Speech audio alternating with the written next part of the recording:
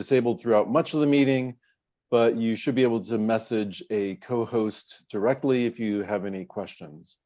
If you have any trouble with voting codes or you need a voting code, please send a mail to tally@43rddemocrats.org, and the Tally Committee will give you assistance in doing that. We are recording this meeting and live streaming on YouTube, and you can also do comments on YouTube. If possible, can we put a link to the YouTube page where people can find the YouTube chat? That'd be awesome. Thank you. Meeting norms. As a reminder, please treat each other with dignity and respect. If you don't know, ask. And please step up. We're all volunteers here. We need volunteers to run this organization and have a healthy democratic organization. But also step back. Please don't dominate the conversation, and don't, with your voice, intimidate others out of the room. Remember, everyone here is a volunteer, and together we share responsibility for staying on time. The 43rd has a proud tradition of completing endorsement meetings on time, and we would like to continue with that tonight. Robert's Rules of Orders are the rules that we use to run our meetings. If you don't need to know details to participate, if you want to make a motion, raise your hand and we'll help you form that request. You have a right to participate as a full member in our meetings. If you need us to slow down and explain something, just raise your hand and ask. And as a reminder, if you're a parliamentary rock star, please use your powers only for good, and consider the impact that making a complicated motion will have on the meeting and our ability to get through the meeting in the planned time, and how that will affect people's perception of 43rd Democrats and getting involved here. Use your powers for good, not for evil, and we can all finish on time. This is our endorsement meeting. So I want to do a quick overview of the endorsement process. Eligible candidates must have submitted a KC Dems questionnaire by the deadline and say that they are Democrats. Nominations, we'll ask for nominations for each race in turn amongst the eligible candidates. List of eligible candidates are in the agenda, and you can find them there.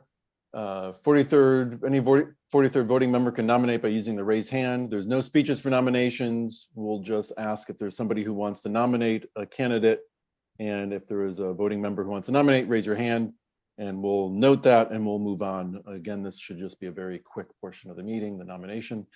Speeches, after we've taken nominations, we'll go through each race in turn. Each candidate will have 2 minutes to speak, and only 2 minutes. There will be no discussion, pro, con for the candidates. It's just each candidate having 2 minutes of speech. The candidate can cede their time to another person in full or in part, but that is for each candidate, it's just 2 minutes of speeches. We will then vote for each candidate, for each race in turn. We'll post the link to those ballots in chat. You can vote for one or more candidate, or you can vote no endorsement, or you can vote abstain. Candidates must receive more than 60% of the vote to be endorsed. Abstain votes do not count against the 60% threshold. No endorsements do count against the 60% threshold. Any candidate who receives more than 60% of the votes will receive an endorsement. If no candidate receives 60%, then any candidate who receives more than 40%, sorry, this gets a little bit more complicated than we have here. If no candidate receives more than 6%, and there's more than 3 candidates who receive more than, this gets so complicated, even I get confused when I talk about it. If no candidates receive more than 6%, then candidates who receive more than 40% will be considered for a single reconsideration. If in reconsideration they receive more than 6% of the vote, then they will receive endorsement. If they don't receive more than 6% of the reconsideration vote, they will not receive endorsement. In order for us to do a reconsideration, there has to be within that 40% and 60% range, a set of candidates who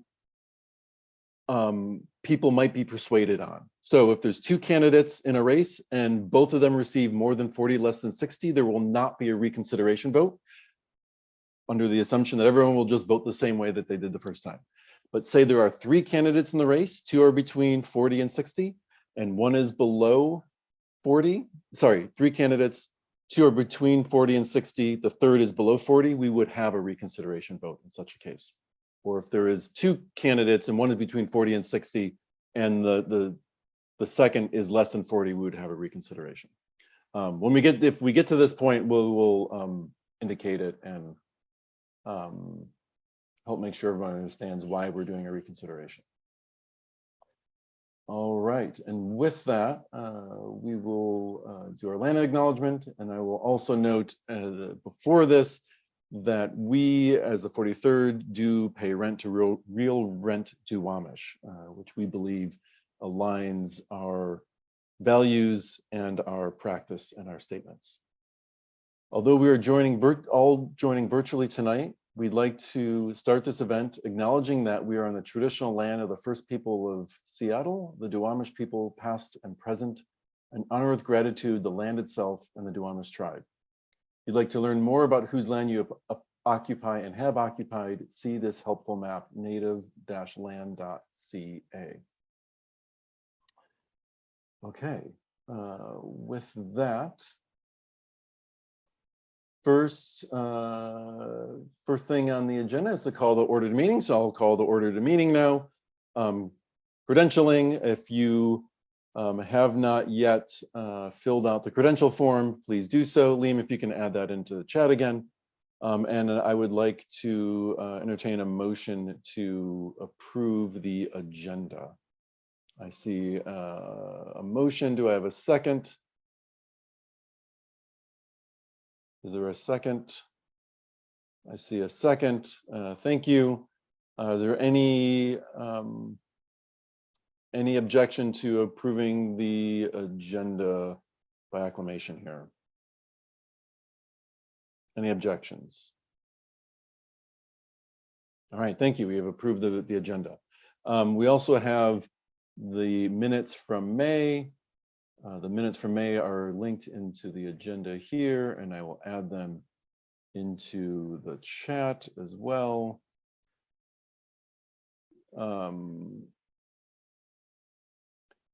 If anyone has questions throughout the meeting, please send a mail to one of the co-hosts.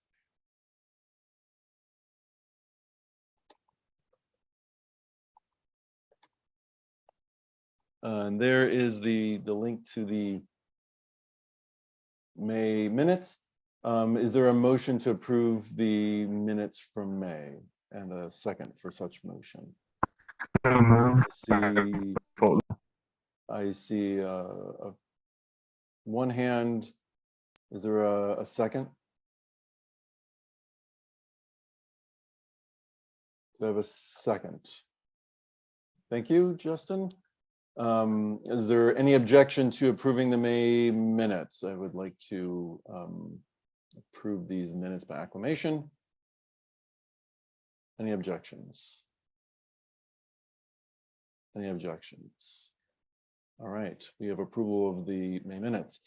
So very quick chair report. The state convention is this coming weekend, June 21st through 23rd in Bellevue and via Zoom. Anyone can watch the live stream of the convention itself on Sunday, June 23rd.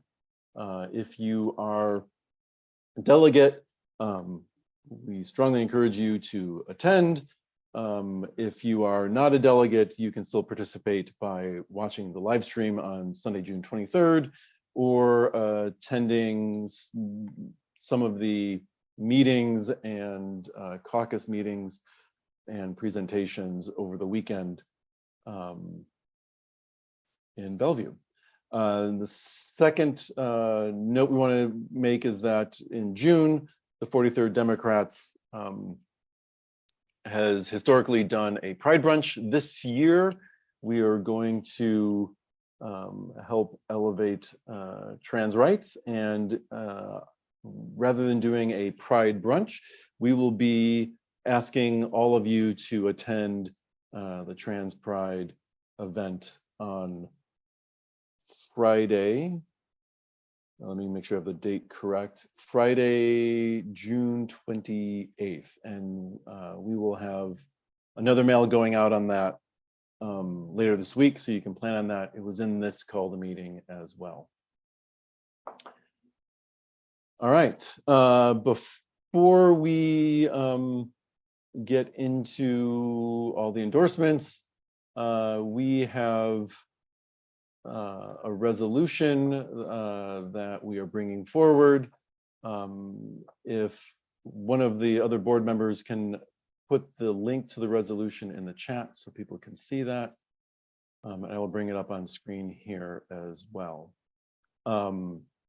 This is a resolution calling for the censure of Congressman Adam Smith for remarks regarding protests of the Israeli-Gaza genocide and calling for ceasefire. Representative Smith, I'm just going to do a quick walkthrough of the resolution here, and then I will read a report from the board about this. Representative Smith labeled the protesters as fascist and totalitarian, and called for their imprisonment. In the 43rd, we believe in the right to peacefully protest, and that it is a fundamental right.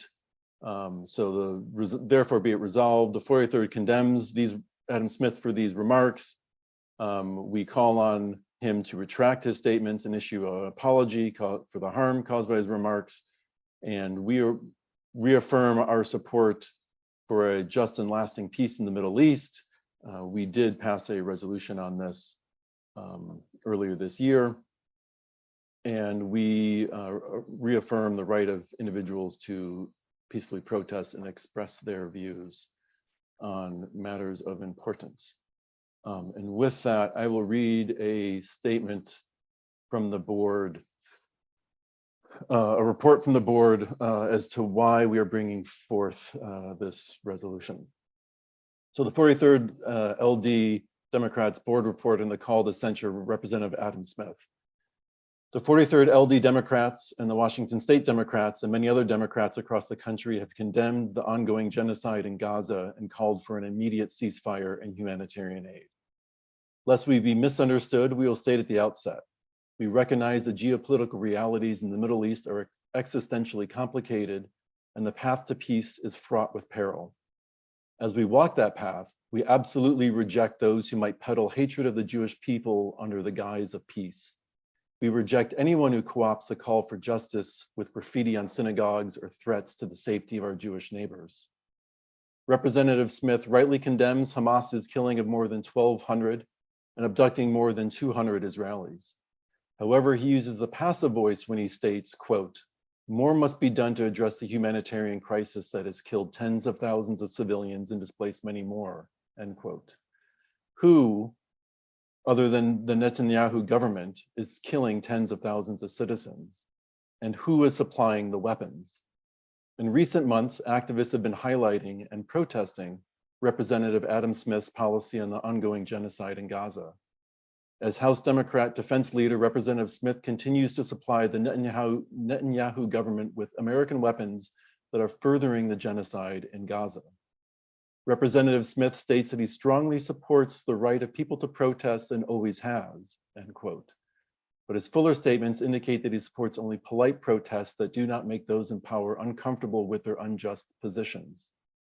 The right to protest is enshrined in our Constitution.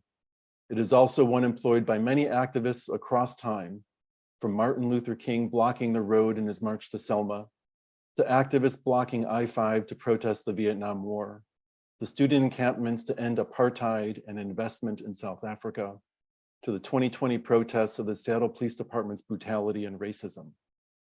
Protests for social justice are, by definition, disruptive to the status quo. Representative Smith condemned those who protested his enablement of genocide for disrupting his events and, quote, refusing to allow anybody to speak, and for blocking I-5. Representative Smith, without irony, compared those protesters to anti-choice activists. He noted that civil rights protesters violated the law and expected to be arrested. He then stated that we have to enforce the law and arrest protesters. He apparently, again, didn't recognize the irony of drawing a parallel between his own views and those of the Jim Crow era officials arresting disruptive civil rights protesters. Even more troubling, he stated that the protests are, quote, a direct challenge to representative democracy, saying that the protests are, quote, left-wing totalitarianism. In a follow-up speech offering, quote, greater clarity, end quote, he doubled down on calling protests a, quote, totalitarian approach. We should note that while governments can be totalitarian, citizens cannot. We will also note yet another irony, that Representative Smith complains that protesters drowned out his speech, even while he is interviewed by a national reporter and covered by an international news site, all to claim that it is the protesters who are, quote, totalitarian, while he demands their imprisonment. Protests are never polite. They are never agreeable. Those with power will always claim they support the right to protest, but only the acceptable way. However, the fundamental question and the measure by which we must judge a protest is never, does the protest disrupt and dismay? It is always and ever, is the cause just? Those with power who disagree with the cause of justice will attempt a political sleight of hand, such as ascribing the political power of totalitarianism to those who have no power, all to distract us away from the horrifying injustice that our tax dollars and their power create.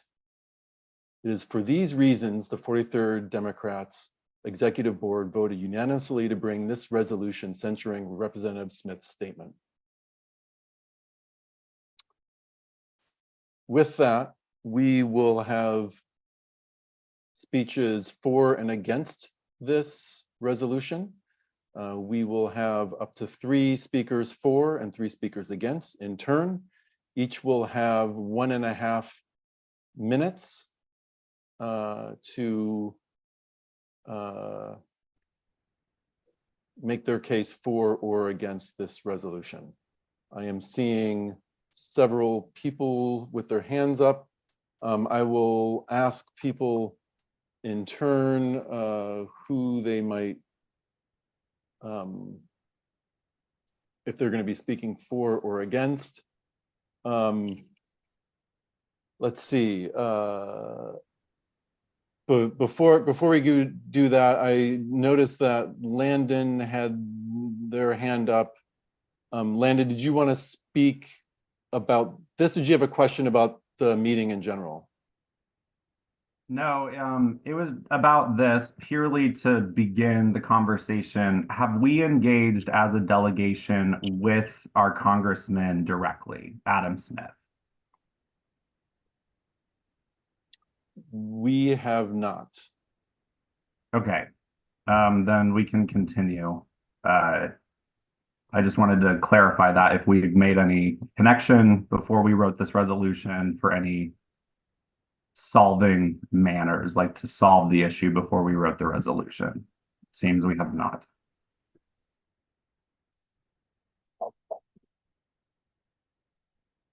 Elizabeth. Wait, it looks like Stephanie has reached out to the congressman. Maybe she has insight. I'm not quite. Sorry. Sorry. Thank you. Elizabeth, are you wanting to speak for or against? In favor, for. Okay. Let's see. Michael Ruby, I see you are wanting to speak. Are you wanting to speak for or against? Against as written. I believe it can be amended All right. favorably. Okay, thank you. Against. Peter Shapiro, for or against? Against. All right. Linda Beavis, for or against? For. All right, thank you. Shirag, for or against? Against. I work for Adam. Okay, all right. We'll give you a place of prominence in that. Thank you. Helen, For. all right. And I think 1, 2, 3, 4, 5, 6. All right, we will. I'm number 7. stay Rich. with that. All right. Rich Gilgit has his hand up. You're speaking to the issue based only on what I told you. I did it. All right. If we can have everybody muted, please. Thank you.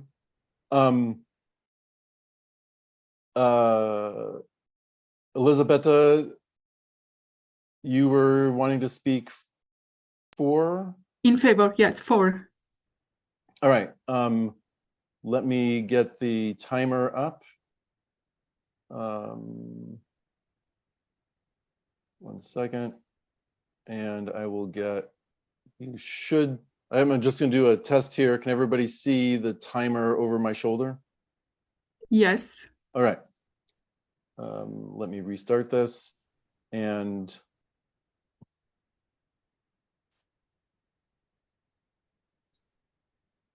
all right. You can start when you're ready. Okay. Representative Smith labeled the protesters left-wing fascist, totalitarian, and said they would be arrested. They should be arrested. When mentioning the civil rights movement, he stated they too expected arrest and broke the law. Well, that's right. Through their actions, which were deemed illegal, the civil rights movement drew national attention to the severe injustices faced by African Americans and eventually ended racial segregation. Was the movement fascist, totalitarian? Can we think that the movement would have obtained the same results without the protest and civil disobedience that were deemed illegal? I think all this stems from a fundamental ignorance of the severe injustices that the Israeli government have been inflicting on Palestinians for decades, injustices that the protesters have been trying to highlight. In a few weeks, I'm going to the West Bank. I'll join an international group to help deter violence from the settlers and the IDF. I invite Smith to come to the West Bank to see with his own eyes the systematic oppression, the hundreds of checkpoints and roadblocks the Palestinians must cross to go to work, to school, to visit family members. Is Smith aware of this cruel system of domination? If so, why isn't he standing up for Palestinian human rights? And please, nobody can say that it's just Netanyahu's fault. It has been like this for decades. And if he's not aware, he has a duty to inform himself before making decisions that have disastrous consequences on another people by sending billions of dollars in weapons that only make the genocide in Gaza worse. Thank you.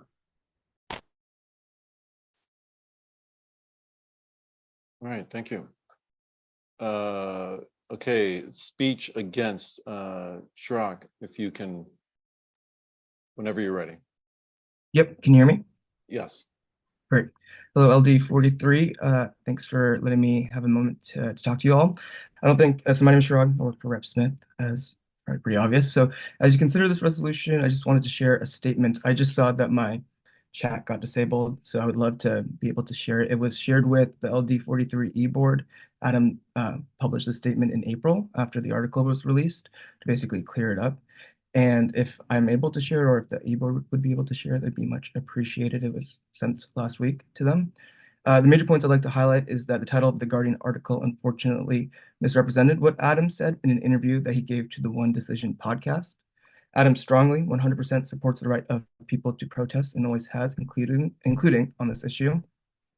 And Adam has been outspoken for several months about the urgent need to reach a ceasefire agreement in the Middle East and has urged the Biden administration to continue negotiations to halt the fighting, bring the hostages home, deliver more humanitarian aid to the people of Gaza, and chart a path to long-term peace and stability in the region. And finally, I just want to note that an almost identical resolution was considered by both the 33rd and the 37th LDs, and both LDs voted not to consider it.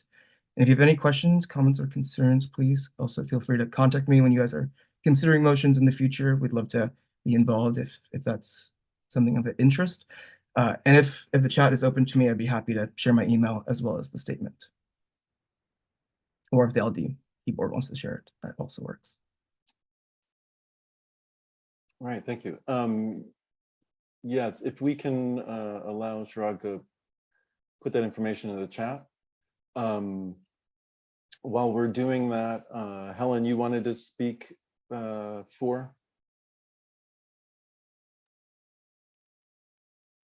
Sure. All right, whenever you're ready. Okay, great. I can speak as a Jewish constituent. I know that Adam Smith has met with peace activists for years. I know that he's even met with a lot of Jewish peace activists, and I haven't seen anything happen. His inability to take a stance on the ongoing genocide in Gaza is not helping his Jewish constituents. It is actively harming his Palestinian constituents, and his stance here is not new. This is ongoing, and we've had an ongoing issue trying to get him to take a stance. And I'd like to see the rest of my time. All right, thank you. And a second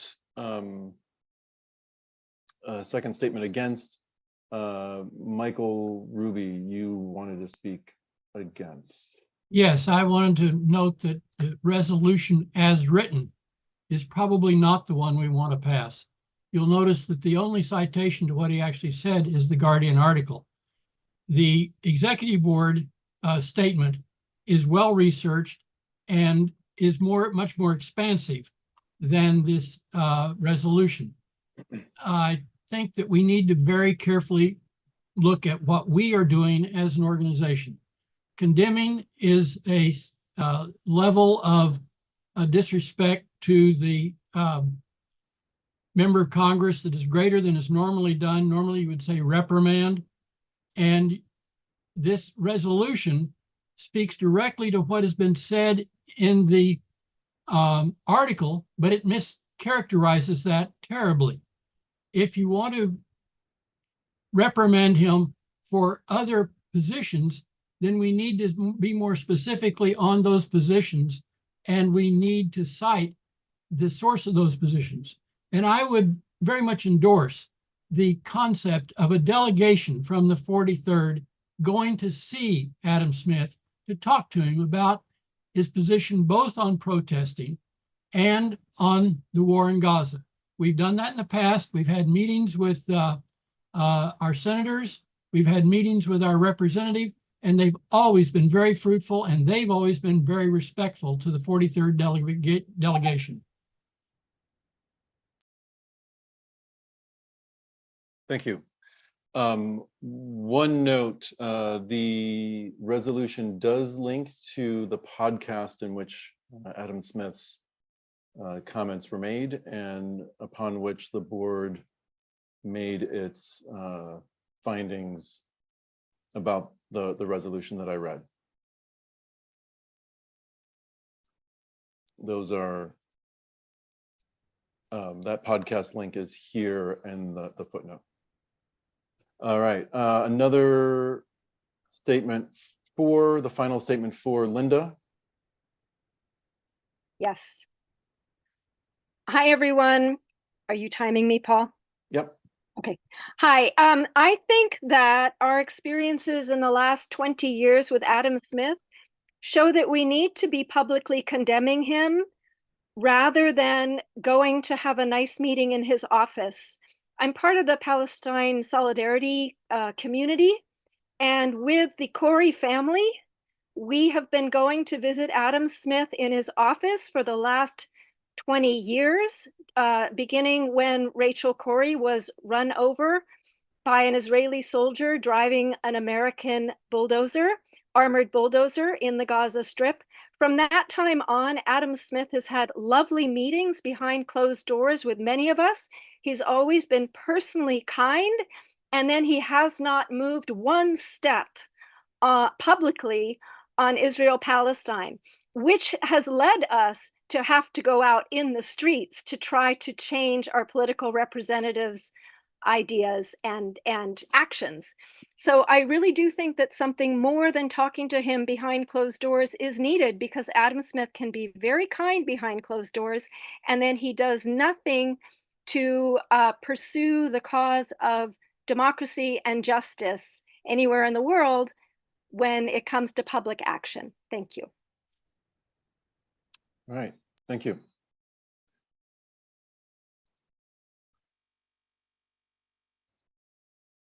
And the final statement against. Peter Shapiro, I believe you wanted to speak against the resolution. That's correct. I abhor the horror that's going on in Gaza, and the causes are multiple. However, I oppose this resolution for several reasons. First of all, when we have a political difference with somebody, to go about condemning that difference, condemning the person who has a different point of view, I think is wrong. It doesn't advance anything at all. Also, the main thing that struck me when I read the transcript of the conversation was that the protesters who attended the hearing asked questions and then wouldn't let him to speak and respond. That's not a way to resolve anything. So for those reasons, I oppose the resolution.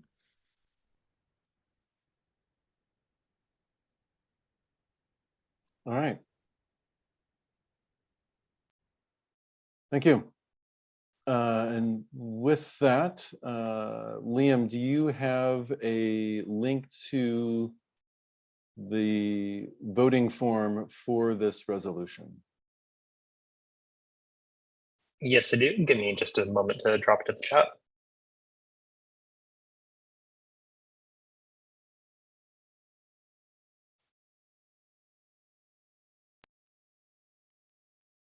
Is it possible at this time to propose an amendment to the resolution?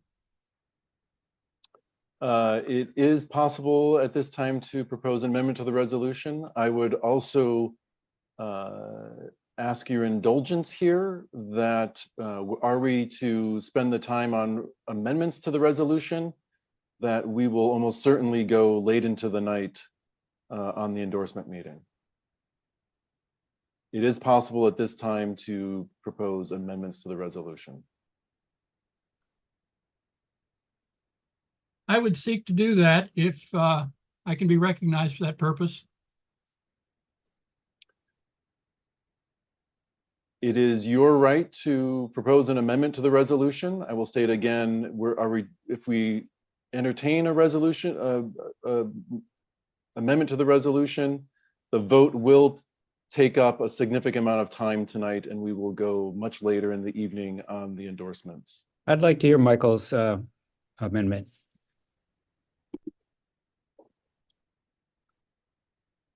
Michael, your motion? In the section, therefore be it resolved, I suggest that we reprimand Adam Smith rather than condemn. And in the following section, where we ask him to retract his statements and issue a public apology, that section I move to delete. Yes. Leave the other sections as they are. Mhm. And I can speak to the rationale behind the motion.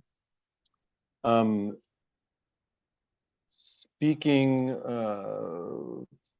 for the board here, I believe that we would accept the condemn being switched to reprimand in interest of time. So happy to make that as a friendly change that we can do without vote. A motion to delete this clause. I think that am I correct that you're motioning that we delete this clause? The first, be it further resolved. The one that I have highlighted here. Is my screen still being shared? Yes, we can see your screen. Yes, yes, that's the one I'm talking about. Is there so if you would like to make that motion, we will need to go to a vote.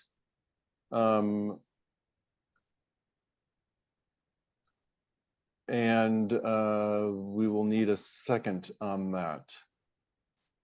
So let me just I second for, Michael's motion. let's see. I just want to make sure I have this right. You have reprimand instead of condemn, correct? Yes, And more consistent with the way the oh, Congress thank you, does. thank you, Ryan, for fixing my error there. And then that. All right, we have a motion on the floor. Paul. It has been seconded. I will note it as 7:41. We will now have debate on the motions. Paul, We will Is have a motion to table this until next meeting possible to supersede the amendment, just so we can get to the endorsements? I second the no, motion. It is Seconded. not. A motion to delay to time certain would be the appropriate motion. Thank you. May I motion to delay to time certain at next meeting? Second. The motion on the floor is to amend the resolution. I believe that a motion to delay to time certain has priority. Maybe perhaps our parliamentarian can tell us what the case is. I believe Michael's right. All right, we have a motion to delay this to next meeting. Before we continue there, Linda, do you have a question?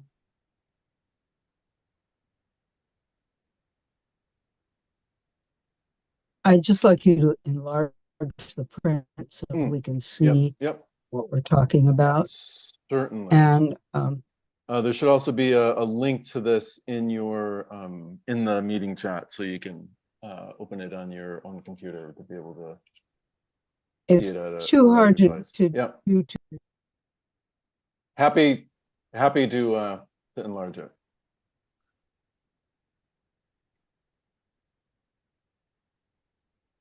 All right, so Did we vote on the motion to delay?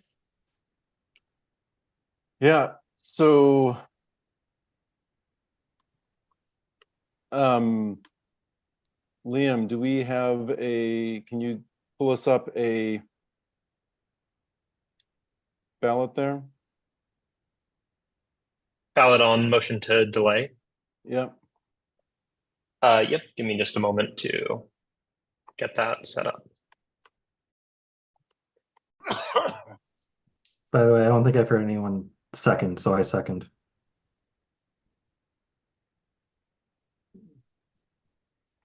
I don't think it needs a second. Regardless, I'll take it.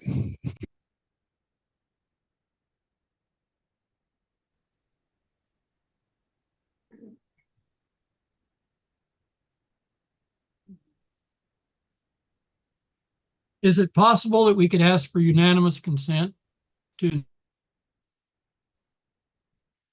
No, we will take a vote on this.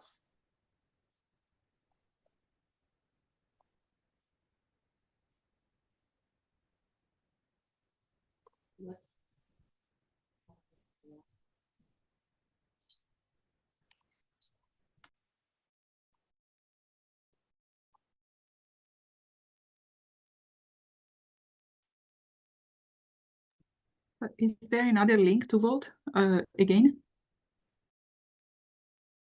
How do we? They're working on it. Oh, okay, that's fine.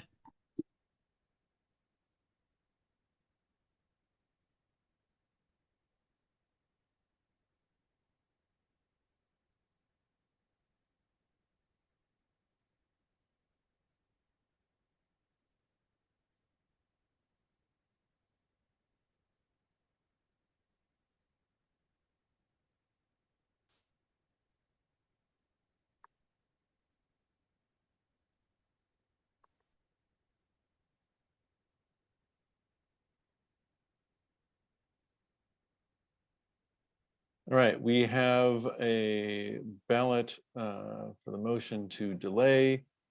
I want to make sure that we understand the motion precisely. So the motion is to delay consideration of this resolution to the following meeting. Is that correct? As opposed to later in this current meeting? And it carries the motion to amend with it.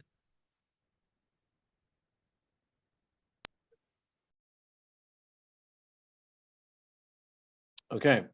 Liam has put the ballot for the motion to delay in the chat. Let me pull it up here. As this is our first vote of the evening, I will walk everybody through this. Paste your voting code in here. Make sure your voting code has the dash in it. Paste your voting code into this field here and vote yes, no, or abstain on this motion.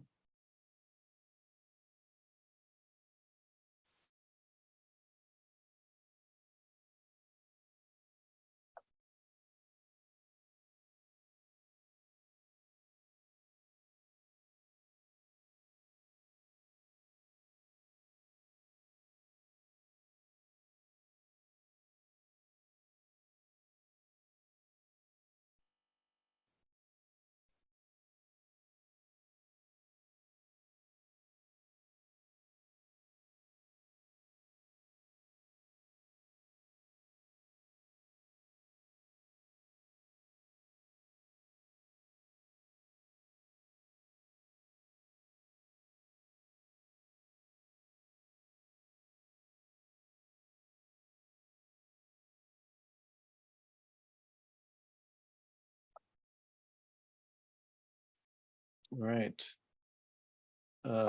Just checking chat here. Is there anybody who is having difficulty with voting?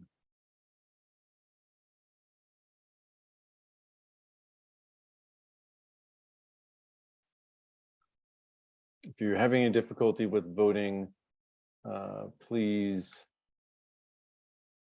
send an email to tally@43rddemocrats.org. While that voting is happening, John Comerford, I see you have your hand raised. Do you have a question?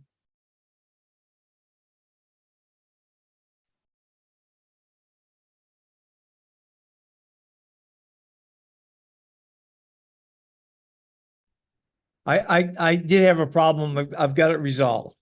Thank Okay. you. All right. Thank you. And also I see Andrea Suarez, you have your hand raised. Do you have a question?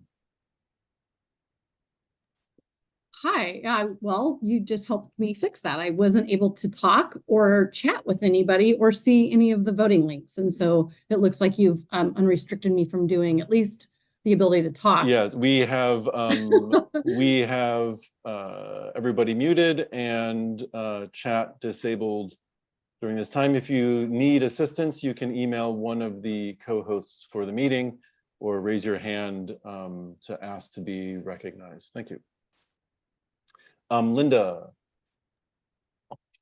Yes, I have an unrelated question, but since we're waiting, do we have a list of the delegates and alternates to the state convention from the 43rd? Is that available? We do have a list, yes. We are working to get that finalized because we have received additional affirmative action delegates. That list is not 100% certain yet, so we're working to get an understanding of who is going to be at the meeting, etc. We can connect on this offline if that's okay, Linda. Yeah, is it possible to have it tonight or tomorrow early?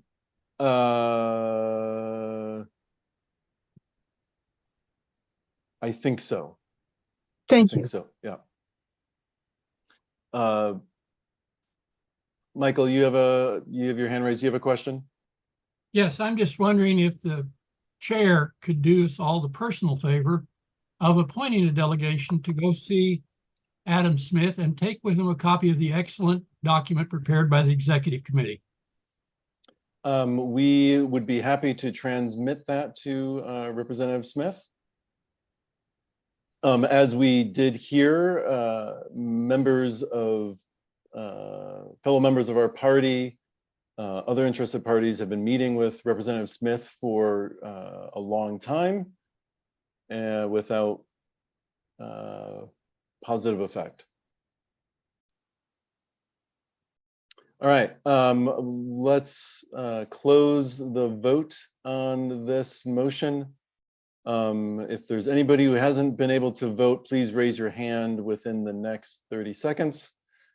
Otherwise, we will close this and Liam can give us the tally result. Peter, you've been unable to vote? Yes, I'm a PCO and I was denied the right to vote. Sorry, can you say more? Did you receive a voting code? No, I did not, because there's something wrong with the system. Did you email tally@43rddemocrats.org?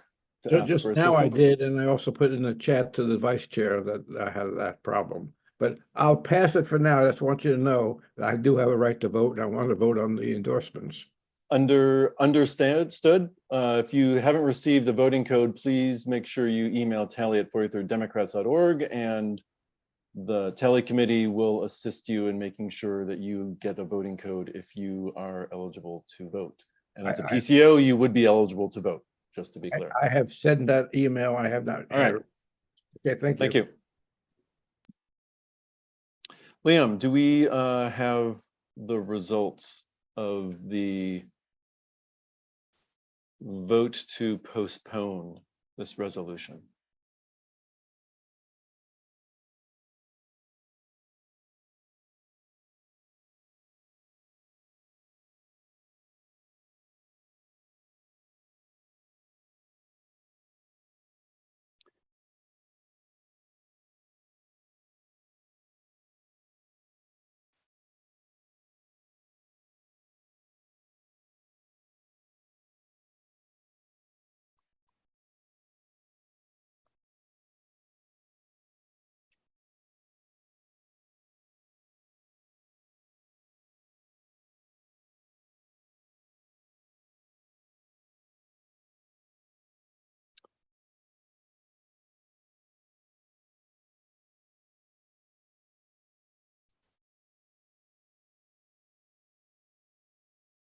We're just waiting on Liam to tally the votes here.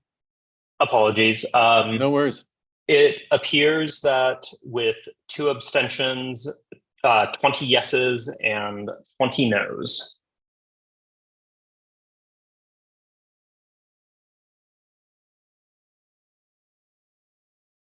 All right. The motion to delay does not win. So again, I will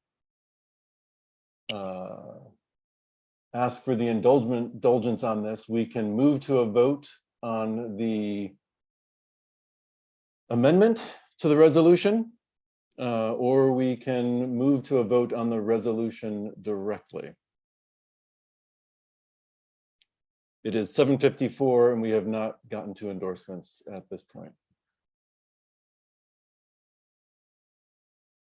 Michael, as the author of the amendment to the motion, amendment, as the motioner to amend the resolution, would you like to proceed with a vote on the amendment?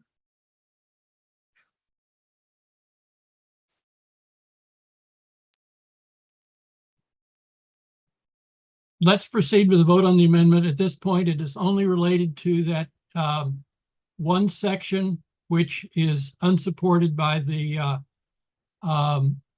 reference material and is sideways to the rest of the motion. So I would urge people to vote for deletion of that one section, so we have a clean resolution we can send to Representative Smith. So you would like us to vote on the amendment to the resolution? Unless you would like to accept it as is in order to speed things along.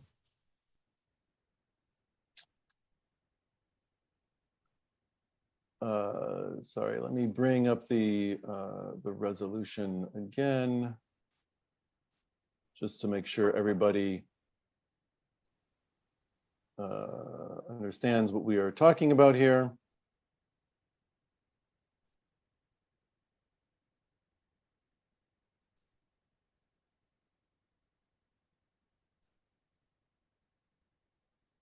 All right, this change here, we have agreed to without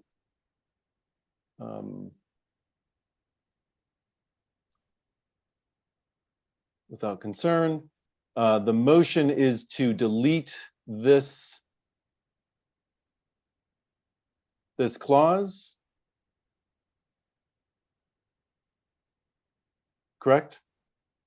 Yes. All right.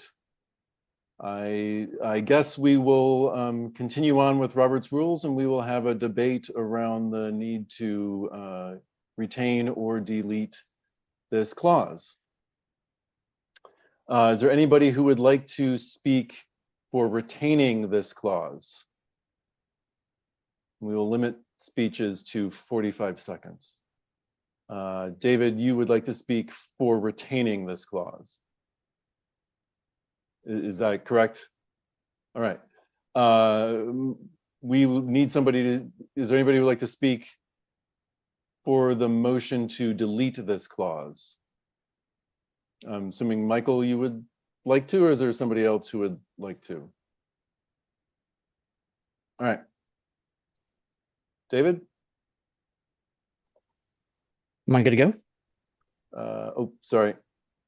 I need to pull up the timer, and we will go with 45 seconds. Give me a second. I gotta get this down to 45. All right, whenever you're ready. All right. I think it should stay in there because this is the whole point of this condemnation. We want him to apologize.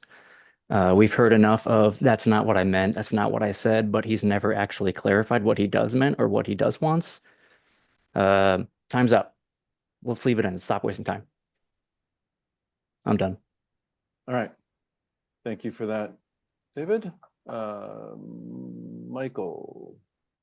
Well, just briefly, I believe this section goes beyond the primary intent of the resolution and does not move things along at all. It asks him to apologize for his remarks in general, and we're not really clear as to what those are based on what's in the resolution.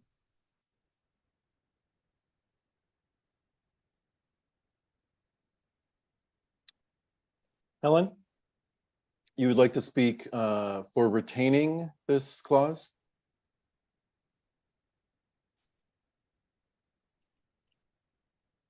Oh, sorry, hold on. We have to unmute you.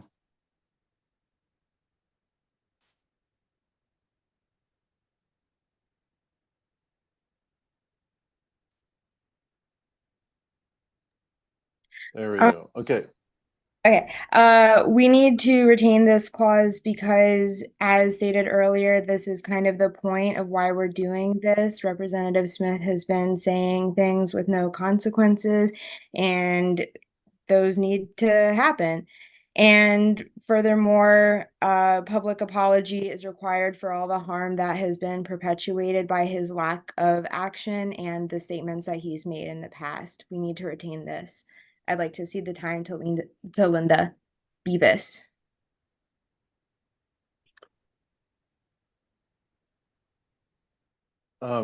Is there somebody else who'd like to speak for the motion to delete this clause?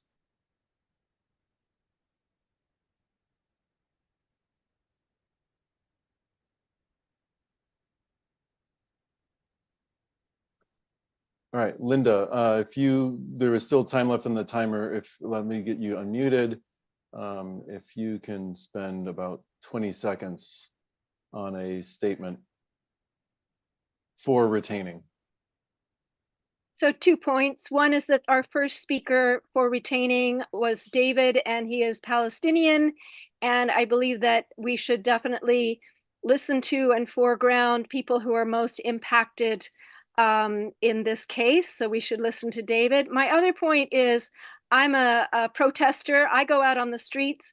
When someone calls me a fascist, that directly leads to police and other people treating me even worse than they normally might, and I get injured more. So this was damage to protesters, and he needs to retract. He needs to show people who follow him that he has rethought, and he doesn't think I'm a fascist anymore. Thank you. All right, is there anyone who would like to speak for the motion to delete this clause calling on Adam Smith to apologize for his remarks?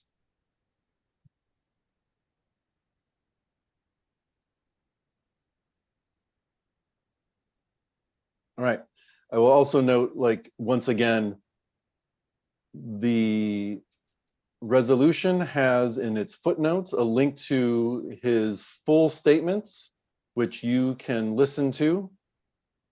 It is this first link here, in which he makes all of the statements that are behind this resolution and the report that the board provided. All right, with that, Liam, do we have a link to the voting form to amend the resolution and delete this? All right. And once again, enter your voting code here. Vote yes, no, abstain. And we will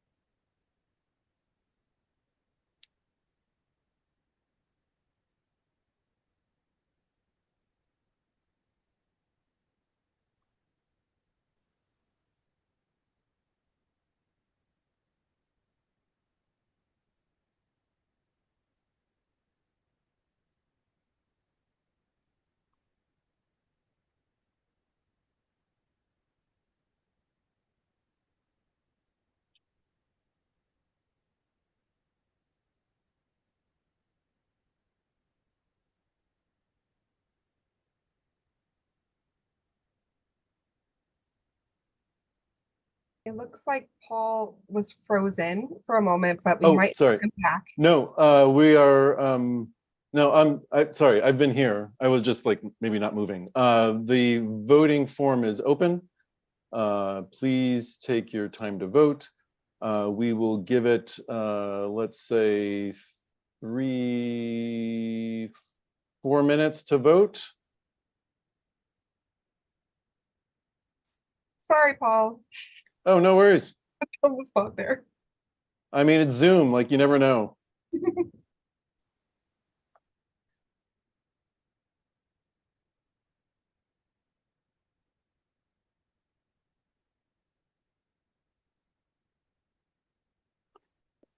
As a reminder, a vote yes is to remove that clause, a vote no is to retain the clause, and abstain is, of course, abstain.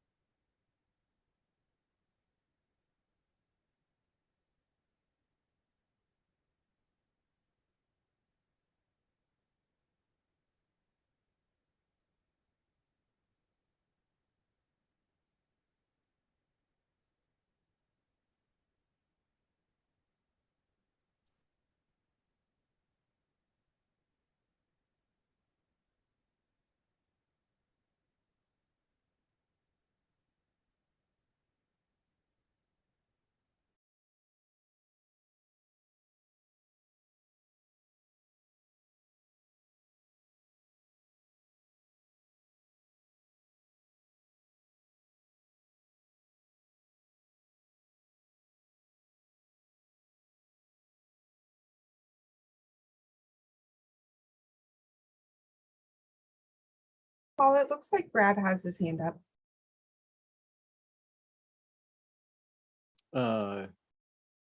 Brad, yes. Hey, I just Oh, sorry. You got muted. Sorry. yeah, just I think all respect for the previous rulings that we just had, but we've already had arguments for and against the resolution, and in my understanding, amending it after that point isn't in order because the arguments would then not be for the new version of the resolution. So in the interest of moving things along, I propose that we move immediately to a vote after this one comes in. Yep. Thank you.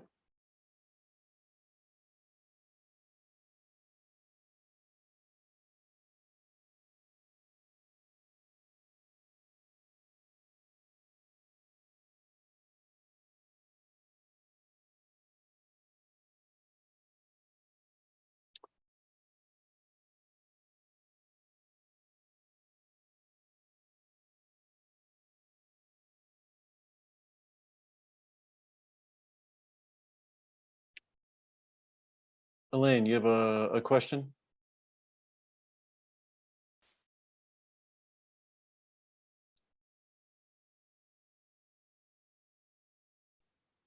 Elaine? Hello? Yeah, you have a question? Yeah, God, it's so hard to reach you.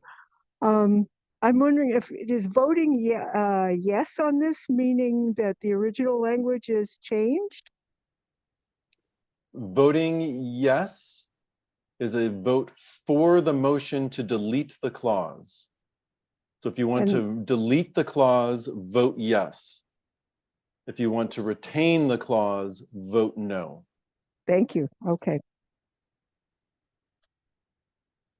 And we will, Elaine, I'll just let me know if you vote, click the submit button.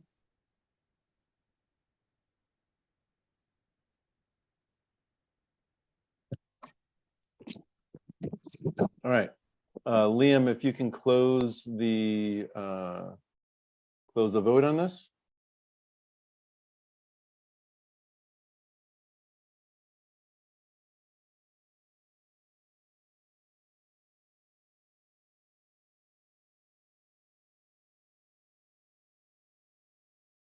I have the results on the motion to amend. All right, thank you. We have 2 abstentions, 25 noes, and 17 yeses. All right, the motion to delete the clause fails. We will turn now to the vote on the motion. We had a motion to go directly to the vote and a second on that. So if you can put the form for the vote on the resolution, we will vote on that now. In the interest of time, since with this vote, there is nothing further on this resolution, we will leave this form open for a period of time and continue on with the rest of the meeting.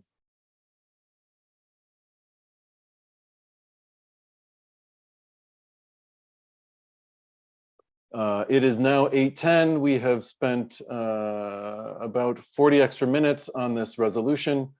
Let me pull up the agenda. Next up on the agenda, we would like approval of Evan Asp as the Young Democrats representative. I would prefer that we do this via just a vote by acclamation. Evan, I don't know if you are here. If so, I'd like to give you about a minute to introduce yourself. If not, I can speak to Evan's involvement. Evan, if you're here, please raise your hand. All right, does not look like Evan is here. Evan is, I believe, and Rye, jump in here if I have this incorrect, the head of the UW Young Democrats.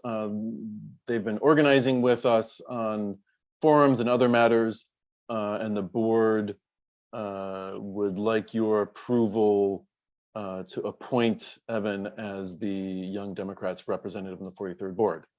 And so with that, I will ask if there's any objections to us appointing Evan as the Young Democrats representative. If there's any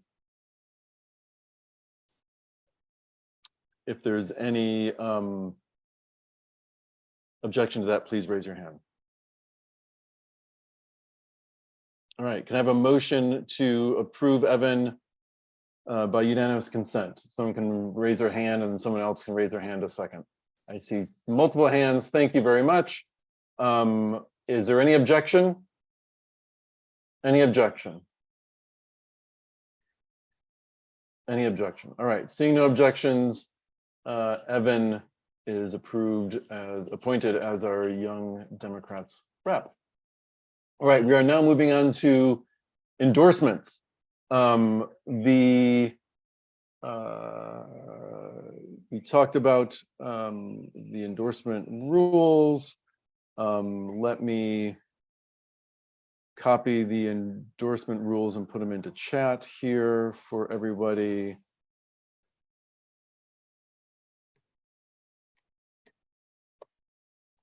Those are the endorsement rules. And I will also put the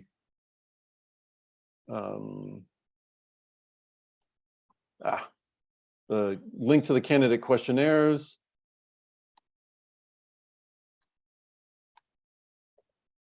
Here in chat. We have, let me share my screen.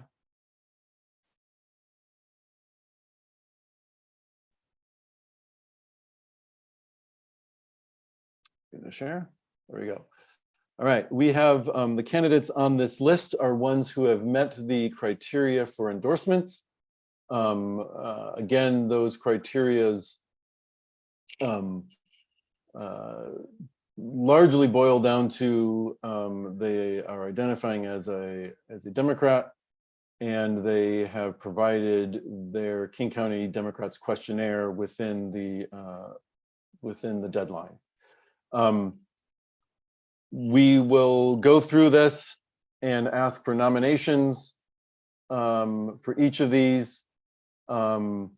If you would like to nominate somebody on this list, please just raise your hand and we will acknowledge that nomination. There is no vote on nomination for endorsement. There is no need to have speeches on that. After we have taken all the nominations, we will move towards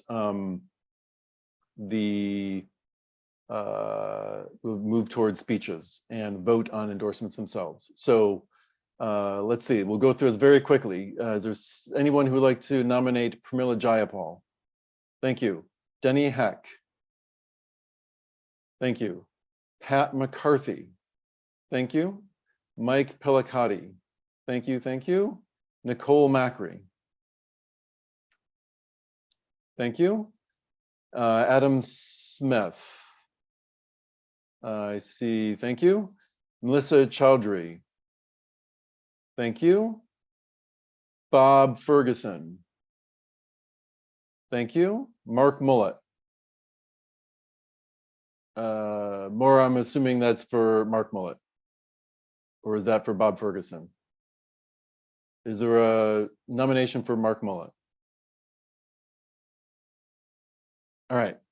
No nomination for Mark Mullet. Steve Hobbs. Thank you. Marquez Tiggs. Thank you. Patrick DePoe. Patrick DePoe. No nomination for Patrick DePoe. Ellen Leibovitz.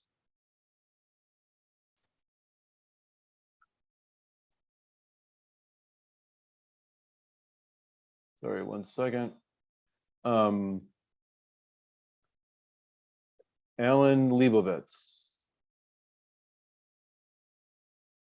All right, see none. Dave Upthegrove. Thank you. Kevin Vandeweghe. Emma Dean, just confirming you are nominating for Kevin. So leave your hands up. All right, thank you. If you could put your hands down.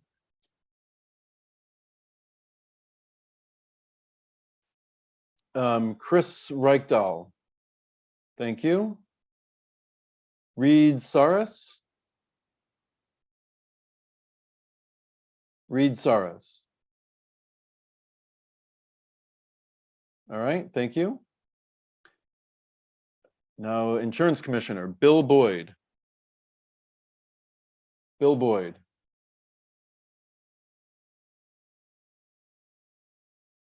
All right, no for Bill Boyd. Patricia Kruderer. Thank you. John Pestinger. John Pestinger. Andrea, your hand is up for John. All right. Oh, sorry, you just put it down. Is it up for John or is it up for Patricia? If it's up for John, please raise it.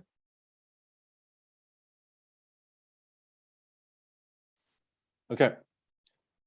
Not John. Attorney General Nick Brown. Thank you. Manka Dhingra. All right, thank you. King County Superior Court, Paul Crisali. Thank you.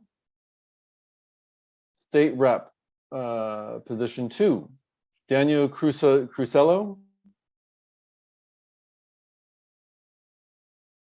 Daniel Crusello. All right, thank you. Sean Scott. All right, thank you. City Council District 8. Alexis Rink. Thank you.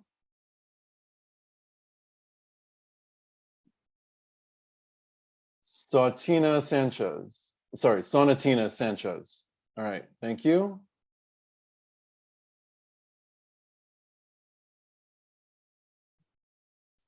Just want to make sure everyone's hand is down. Tanya Wu. All right, thank you. And last candidate is Tariq Youssef.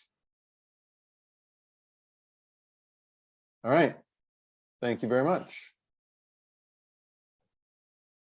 All right, so looking at these, we have the following candidates, the ones who are not crossed off. We will have speeches from them in turn. These up here at the top, sorry, let me increase the font size just to make it easy. We have proposed this list of candidates as a slate that we will just vote on as a group. If there's any member who would like to remove a candidate from the slate, please raise your hand. If everybody can lower their hands for right now,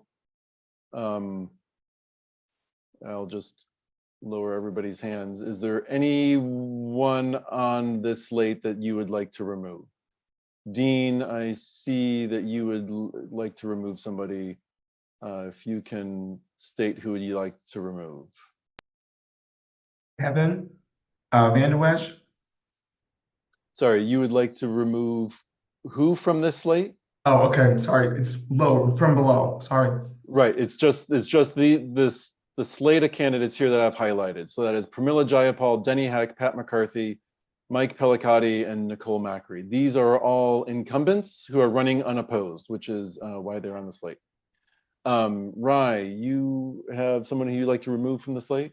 Yeah, I'd actually like to offer a friendly amendment to move Bob Ferguson up into this list since Mark Mullet is not here to take a nomination for endorsement. I see a second. Is there any objection to us adding Bob Ferguson to the slate? If so, please raise your hand.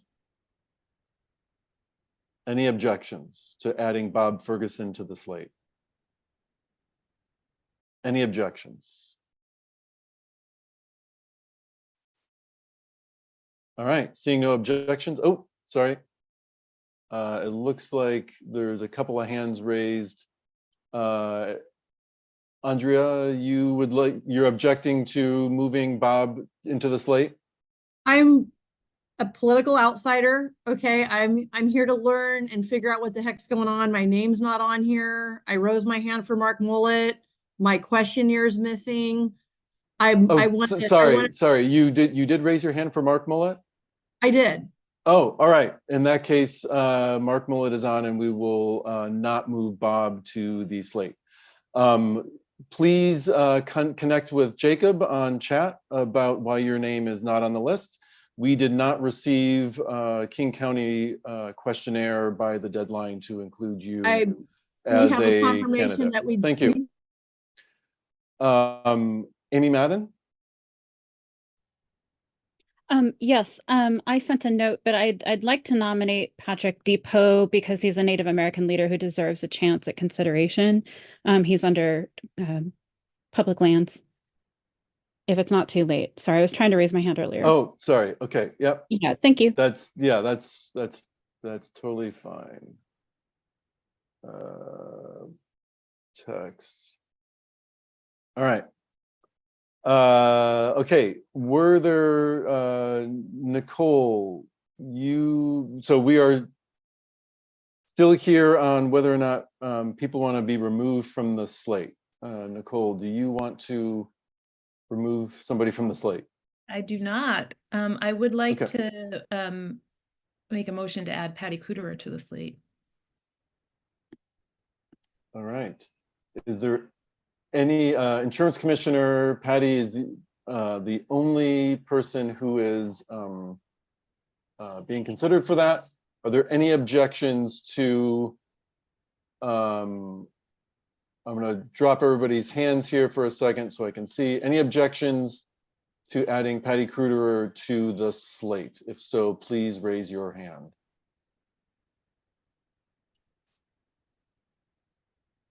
Any objections?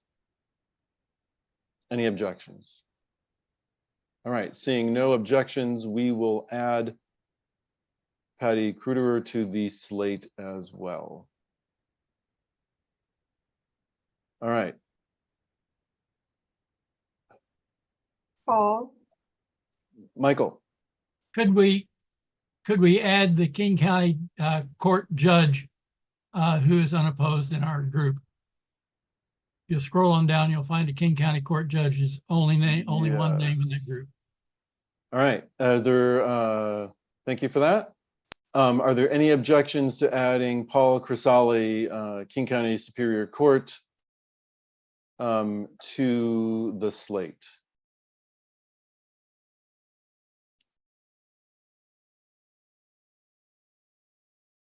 Any objections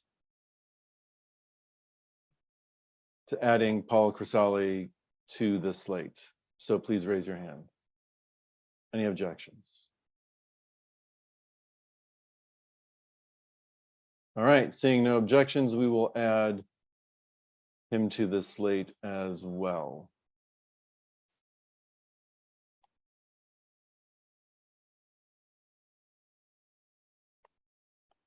All right. I think we have everybody here. Okay. So, okay, here is our slate. Is there anyone who, so we already did the remove. Is it okay? I would like to entertain a motion to approve this slate by acclamation.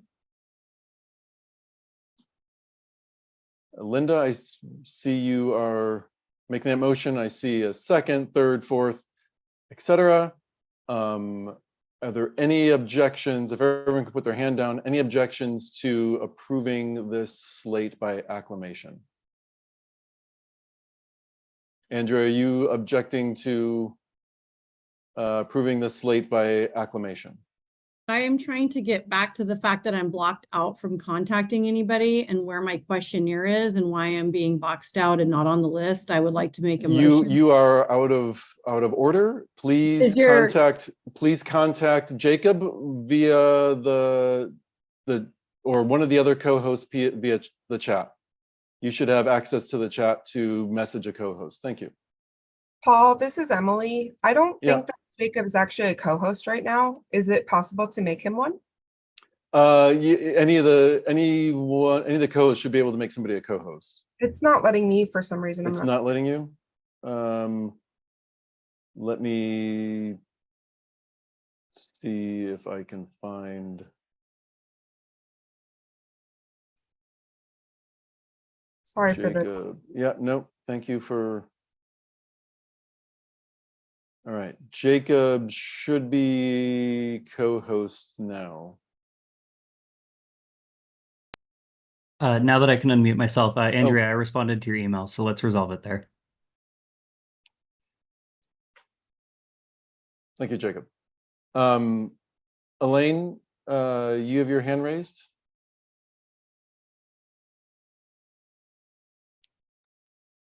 Hi, I just wanted to make a clarification that Pramila Jayapal has a challenger, a Democratic challenger now. I can't think of her name. Halleck, I think is the name. And it's a threat because she will get a lot of money backing just to be the best progressive we have. So put her on twice. Jacob, can you speak to this? And sorry, first, Elaine, are you asking that we remove Pramila Jayapal from the slate? Oh no, not at all. Okay. All right. Okay. Thank you very much. All right. So going back to any objections to us approving this slate by acclamation? Any objections? All right, seeing no objections, we have endorsed these candidates unanimously as the 43rd. Nicole Macri, I see you are here. If there are any of these other candidates who are here who would like to speak for a minute, we would welcome you to speak.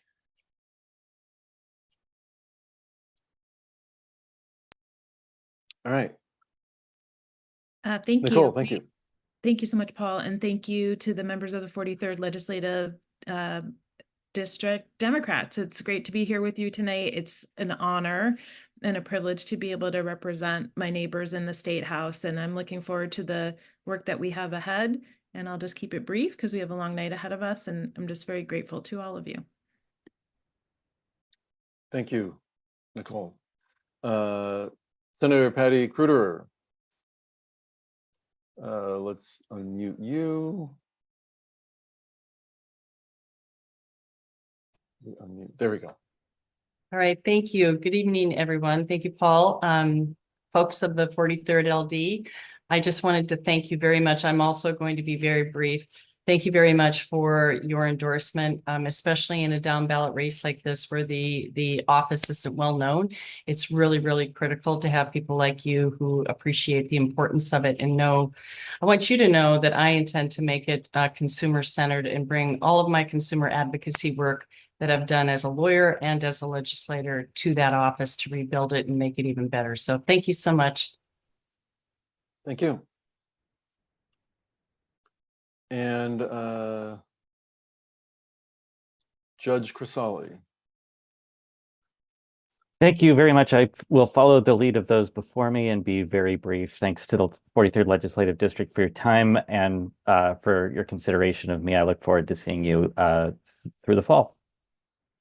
All right, thank you very much. Okay, congratulations to all those who we've endorsed. We will now move on to speeches by each of the nominated candidates. We will do them in turn. After we do each race, Liam will provide a voting link for that race, and we will take the votes for there. We will leave those votes open for a reasonable amount of time, 5-ish minutes or so, and then close them. We will hold the reconsideration votes until the end. So first up, for Congressional District 9, we have nominations for Adam Smith and for Melissa Chaudhry. Is there somebody who will speak for Adam Smith? All right. And if Chirag, if you'll give me a second here, I will set the 2-minute timer, and whenever you're ready, I will start it. Thank you. Oh, sorry, we have to get you unmuted here. There we go. Thank you. Whenever you're ready. Okay, great. Hello again, LD43. So Adam started his journey as a PCO, like many of us here. Adam has consistently delivered results for the 9th District. He championed the Inflation Reduction Act, which lowered healthcare and prescription drug costs and represents the largest federal investment ever to combat climate change. Adam has always been a champion for workers and has supported bills protecting the right to organize. Adam has also introduced bills to lower the cost of housing by cracking down on corporate greed in the housing market. Adam has secured millions of dollars through the appropriations process for community projects all over the 9th District just this year, totaling over $17 million. And for next year, we have requested over $30 million. His commitment to reproductive rights and LGBTQIA+ are unwavering. And as we spoke about earlier, Adam's committed to advancing democracy and diplomacy across the globe and is focused on ending the ongoing conflicts in other parts of the world. He's been a strong advocate for Ukraine as well and has been outspoken about the urgent need to reach a ceasefire agreement in the Middle East. As you guys all know, this election is crucial. Adam is committed to retaining his seat, helping Democrats retake the House, supporting progressive candidates across the ballot. With endorsements from almost all the legislative districts, the King County Democrats, almost all the labor unions, he's ready for the fight ahead. And thank you for your time, and we hope to earn your endorsement. And if you need my email, it's in the chat. All right, thank you. Melissa Chaudhry. Is Melissa here, or a representative for Melissa? All right, thank you, Melissa. I see you. You're unmuted. Can you just speak to make sure we've got you? Checking 1, 2, 3. Yep, we can hear you whenever you're ready. Good evening, LD43. It is a pleasure to be here, and thank you for considering my endorsement. I come before you as a grassroots candidate, fully supported by the people, unlike our incumbent, 90% of whose campaign funding is provided by special interests that profit from war and violence. I bring personal and professional experience in climate action, addiction treatment, affordable housing, sustainable agriculture, LGBTQIA+ and immigrant support, and real community empowerment. I'm not a career politician. I'm a hardworking American dedicated to reckoning with our legacy of racism and imperial violence and doing everything I can to form a more perfect union and help America become the nation we all aspire to be. My mission is to help America move past discrimination at home and hegemony abroad into a thriving, inclusive democracy that participates responsibly as one member of a peaceful, multipolar world. As a Navy daughter, wife of a disabled Army veteran, mother in a BIPOC family, and lifelong peace activist, I understand the costs of war and will fight for peace, an end to genocide and apartheid, and respect for human rights at home and abroad. On climate change, I'm an urgent optimist with extensive frontline experience on 3 continents. On immigration, I champion a fair, welcoming, and dignified process that keeps families together and strengthens America. On constitutional rights, I am fully in favor of our fundamental freedoms, including speech and assembly. On housing, education, healthcare, and jobs, I'm a fierce advocate for ordinary people. I have personal experience with housing insecurity, predatory debt, immigration prejudice, and single parenthood, so I can tackle these challenges and more with the empathy that comes from lived experience. I'm offering to serve you in Congress with passion, principle, and an unwavering commitment to liberty and justice for all. I'd be honored by your endorsement. Thank you for everything you do to make the world a better place. Thank you, Melissa. All right, Liam, if you can put into the chat the voting form.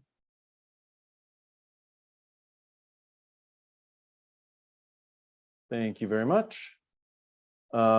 Please click that link and add your voting code and vote either again. Sorry. Since this is our first vote on endorsement, allow me to just walk everybody through this to make sure that. Oh, I didn't realize I was still sharing. My apologies. Hold on.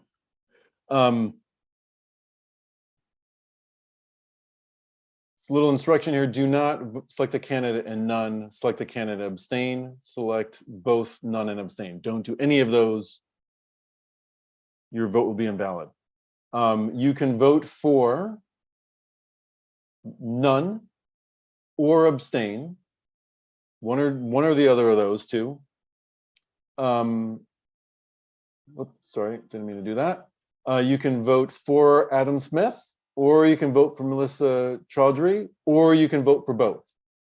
So in each of these forms, you can vote for one or multiple candidates. That's perfectly okay.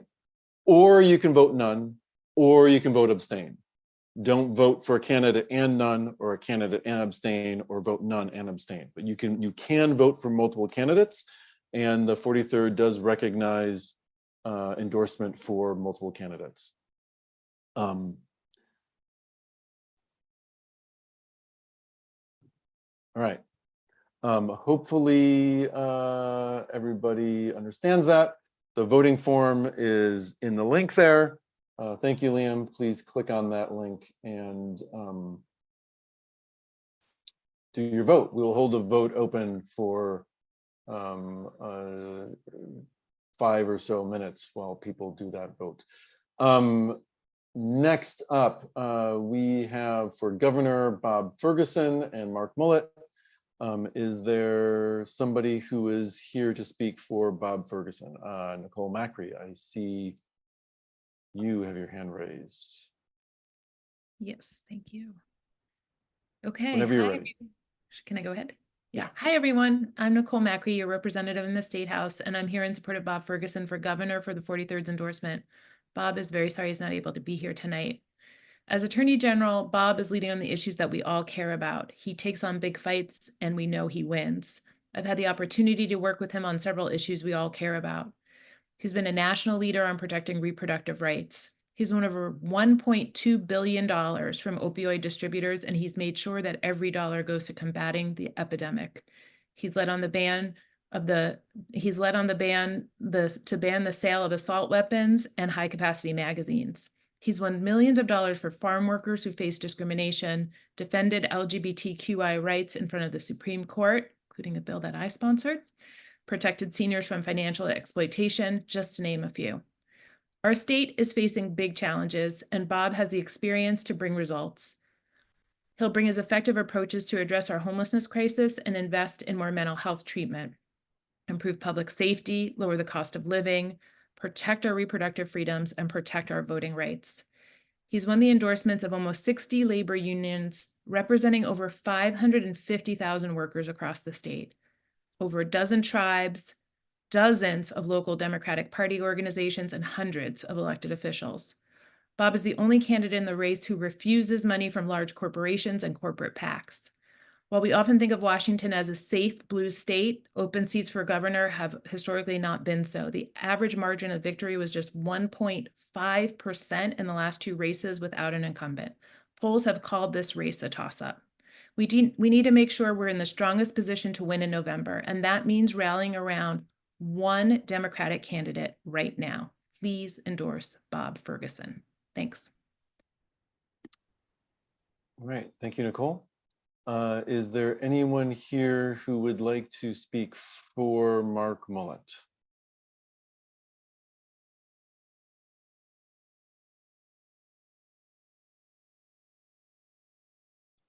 Anyone here would like to speak for Mark Mullet?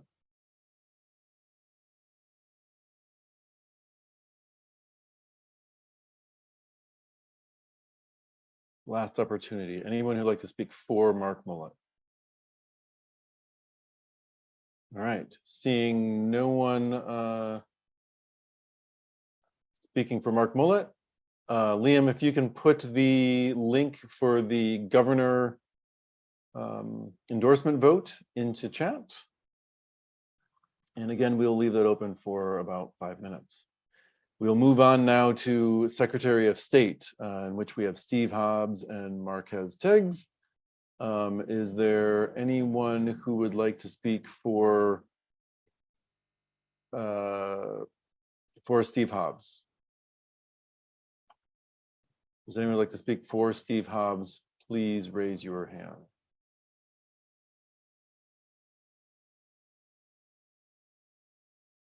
Anyone speaking for Steve Hobbs?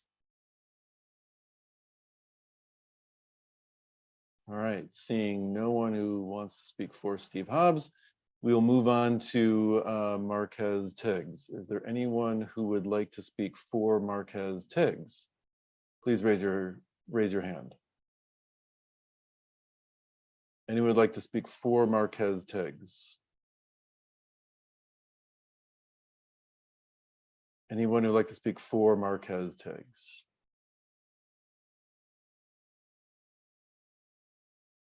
All right, seeing no one raising their hand to speak for Marquez Tiggs, we will move on to the next. Liam, if you can put the link to the voting form for Secretary of State into the chat.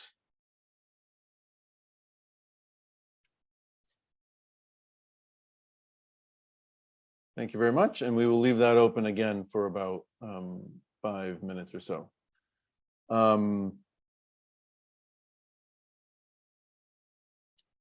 Okay, Commissioner of Public Lands is the next race, in which we have Patrick DePoe, Dave Updegrove, and Kevin Vandeweghe. Is there anyone who would like to speak for Patrick DePoe? We have Patrick DePoe here to speak for Patrick DePoe. All right, let's unmute you, Patrick. And 2 minutes whenever you're ready. First, let's just make sure your mic works. Testing. Yes, thank you. All right, whenever you're ready. Beautiful. Thank you. My name is Patrick Fine Days DePoe. I'm from the Makah tribe, the northwest tip of Washington. When we're talking about the importance of our natural resources, I don't think I really need to get into too much detail understanding what this means to our indigenous communities. I've been on the front line of fire response, land management, shoreline management, salmon restoration my entire life. If you look at my resume, you can see that I literally have a lifetime of experience in these areas. I apologize because I'm also on the side of the road, currently living in Neah Bay. It's a journey back and forth between here and our very close grocery stores. Port Angeles, about an hour and a half away. But I would say that, I have to use my platform to bring recognition to some observations that I've been seeing, chatting with these different legislative districts. Every meeting I go to, we open up with a land acknowledgement, talking about the importance of recognizing the tribal, whether it's the tribal communities, whether it's the federally recognized tribes, whether it's the unfederally recognized tribes, who've been stewarding these lands since time immemorial. It's 2024, and it's unfortunate to see that there's not one Washington State tribal member elected into office. We need to do better. Understand the importance of land management to our indigenous people. This is something that has a different meaning. It's heritage, it's culture, it's ceremony. This is a teaching that I was brought up with. Being a candidate that actually understands the importance of government to government, understands the importance of that consultation, and understands how, and I'm very passionate about this, to be able to merge tribal ecological knowledge into state processes. That's the position I'm coming from. I have endorsements and support from so many, it's hard to list. But I'm trying to do something that has never been done. And honestly, I'm asking folks to be brave, to step out their comfort zone and help me open up a door that unfortunately has never been opened before. Thank you. All right, thank you, Patrick.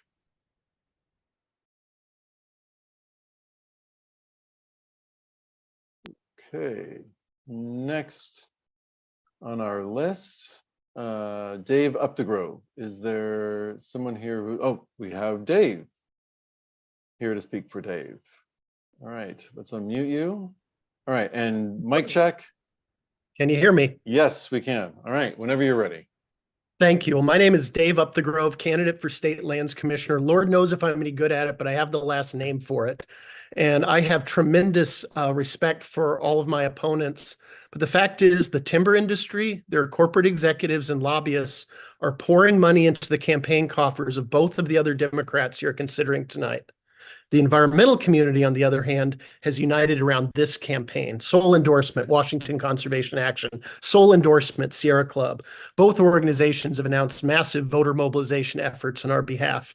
Every other Democratic Party organization so far, 40 of them, have backed the environmental community and endorsed this campaign. I am the progressive candidate in this race. Few's progressive voters gave me their sole endorsement, and they wrote, and I quote, "Dave is the clear progressive and environmental champion in this race," end quote.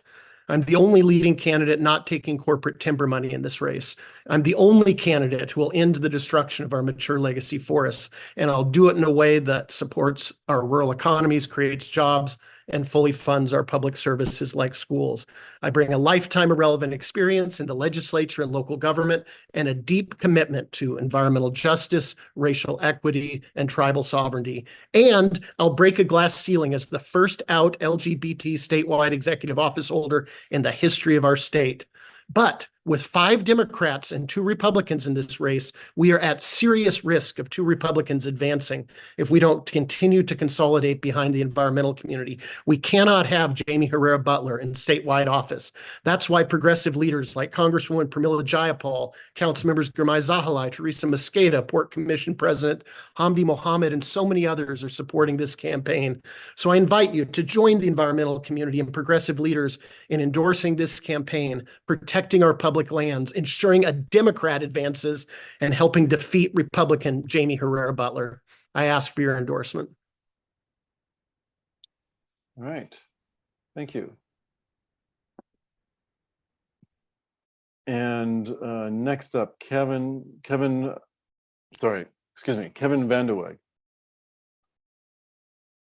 There's someone here to speak for Kevin.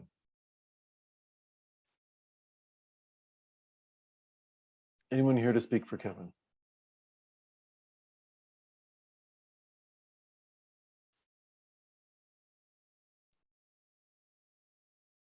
All right. Seeing nobody raising their hands to speak for Kevin, Liam, if you can put the link into the chat. Thank you.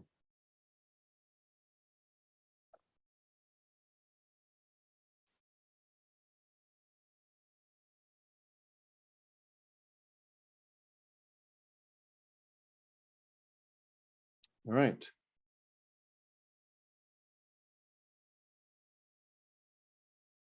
We have the link for the Commissioner of Public Lands in chat. We will close in about 1 minute or so this congressional CD9 and the governor ballots. If you are having any trouble with those, please raise your hand and we will direct one of the co-hosts to help you with that. In the meantime, we will continue on. The voting link for Commissioner of Public Lands is in chat.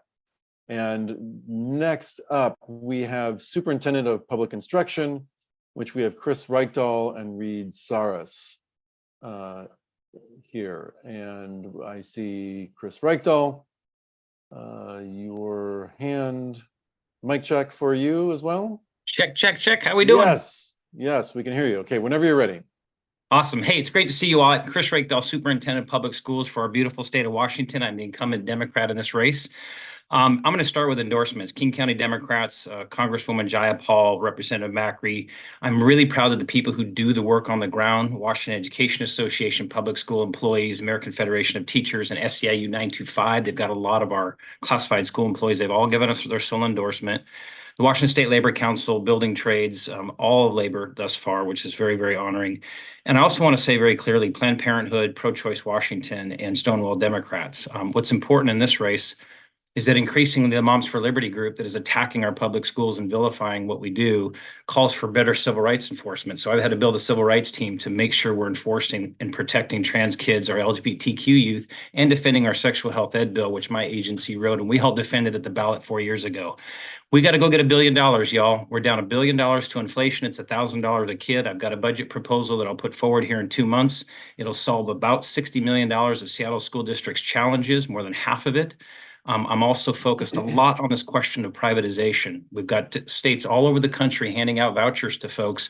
They're taking it to churches. They are taking it to for-profit corporations and resegregating schools. It's here in our backyard. Republicans in the state tried to gather signatures recently. We blocked them. They're going to come back. It's going to take a strong person who is anti-privatization in this race in all of its forms to continue to lead. And finally, media literacy. We're rewriting learning standards because our kids are overwhelmed with misinformation and disinformation very intentionally.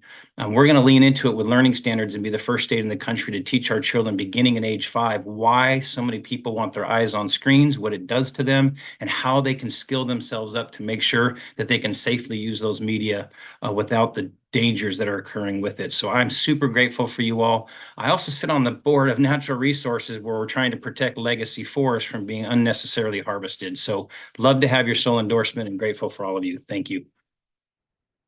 Thank you. All right, and Reed Saras, is Reed here, or someone who is going to speak for Reed? There's someone here who is going to speak for Reed. Please raise your hand.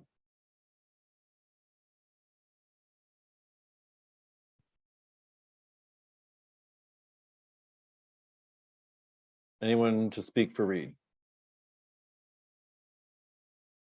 All right, seeing no hands raised to speak for Reed. Liam, if you can put up the link for the endorsement for Superintendent of Public Instruction, and we will move on next to Attorney General, in which we have Nick Brown and Manka Dhingra. Do we have Nick or someone here to speak for Nick?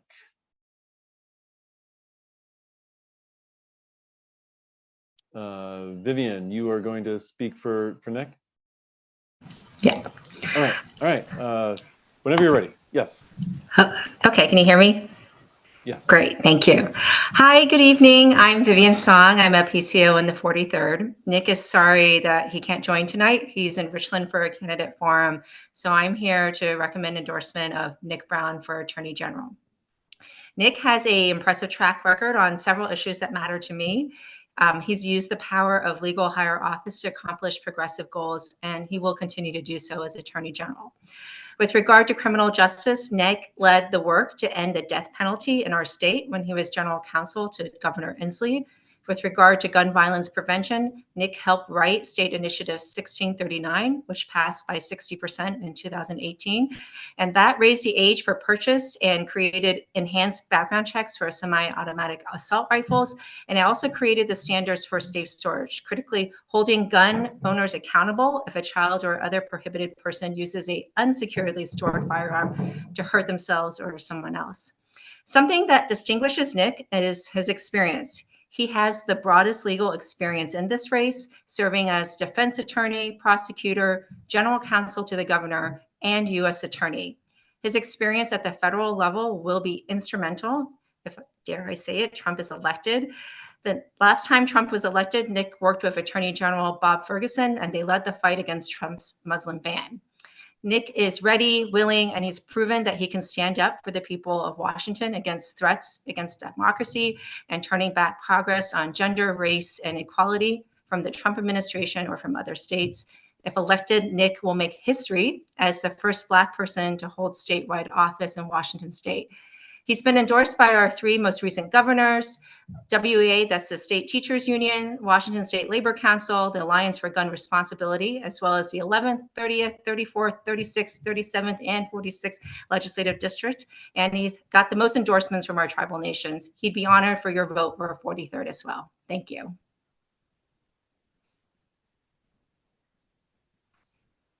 Thank you.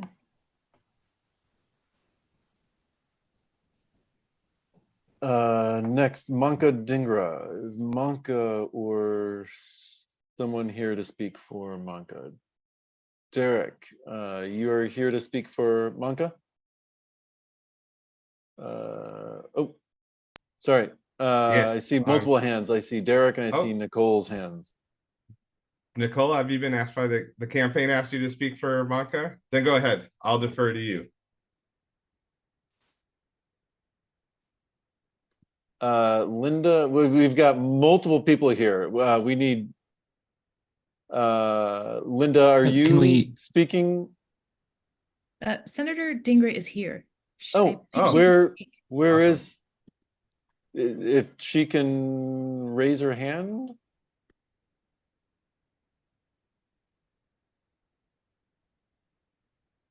Sorry, if someone can.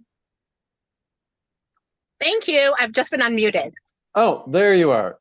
Sorry. Yes, I was trying to get your attention so that I could be unmuted. Oh, sorry. Yeah, Zoom wasn't able to see it. Thank you. Sorry. Oh, sorry. One more second. I need to get the timer going. All right, whenever you're ready. Good evening. Thank you so much for giving me this opportunity to be here for with all of you. I've spent my career fighting for the people of Washington in the courtroom and in the state Senate, standing up for survivors of violence, immigrants, women, LGBTQI individuals. As a King County prosecutor, I worked on domestic violence, sexual assault, and trafficking cases, gun crimes, hate crimes, and created the first in the nation therapeutic alternative unit at the prosecutor's office. We were the second mental health court in the country, and I helped create a veterans court. I helped develop a 40-hour crisis intervention training for law enforcement and trained at law enforcement for 10 years. I'm running for Attorney General to protect the people of Washington, no matter what you look like, how you identify, or where you come from.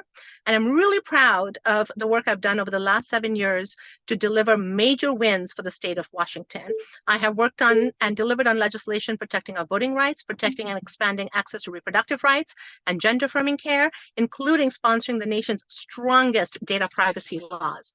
I am honored to have the sole endorsement of Planned Parenthood, of the King County Dems, of the UW Young Dems, and really of all three of your elected leaders, Nicole Macri, Frank Chop, and Jamie Peterson.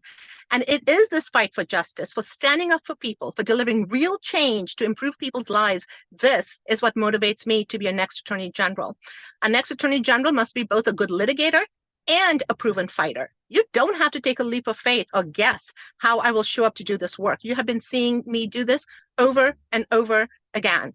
Given what is happening at the national level, we must protect the rights of immigrants and refugees. We must protect the rights of women and LGBTQI individuals. We must protect the rights of workers, and we have to fight for a safe and livable planet.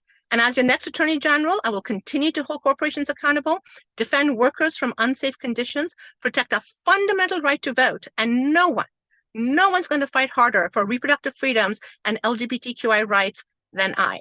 Thank you so much, and I would be honored to have your support. Thank you. All right, Liam, if you can post the form for this into chat as well. And I will also call out here that we have closed the endorsement vote for Congressional District 9 for Governor, Secretary of State, and the Commissioner of Public Lands, and we will shortly close the vote on Superintendent of Public Instructions. So let's see, the form for Attorney General is in the chat. Thank you very much. Let's see, the next position will be State Rep position 2. We are going to take a brief pause here. And while you are voting for Attorney General and finishing up your vote on Superintendent of Public Instruction, Liam will provide us with the tally results on the resolution and on the races that we have already closed the vote on.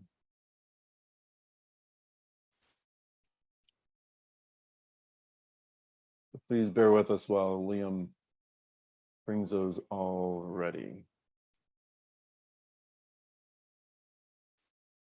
All right, I have the results on the resolution. On the resolution, there was 1 abstention, 10 noes, and 28 yeses. Thank you. With that, the resolution carries. We will transmit that to Representative Smith's office, as well as other interested parties. On the endorsement in Congressional District 9. We had 2 abstentions, 14 for Adam Smith, 28 for Melissa Chaudhry, and 4 for none of these candidates. And Melissa met the 60% threshold for endorsement. Adam did not. All right.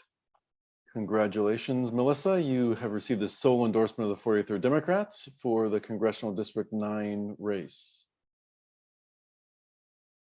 And then for governor. For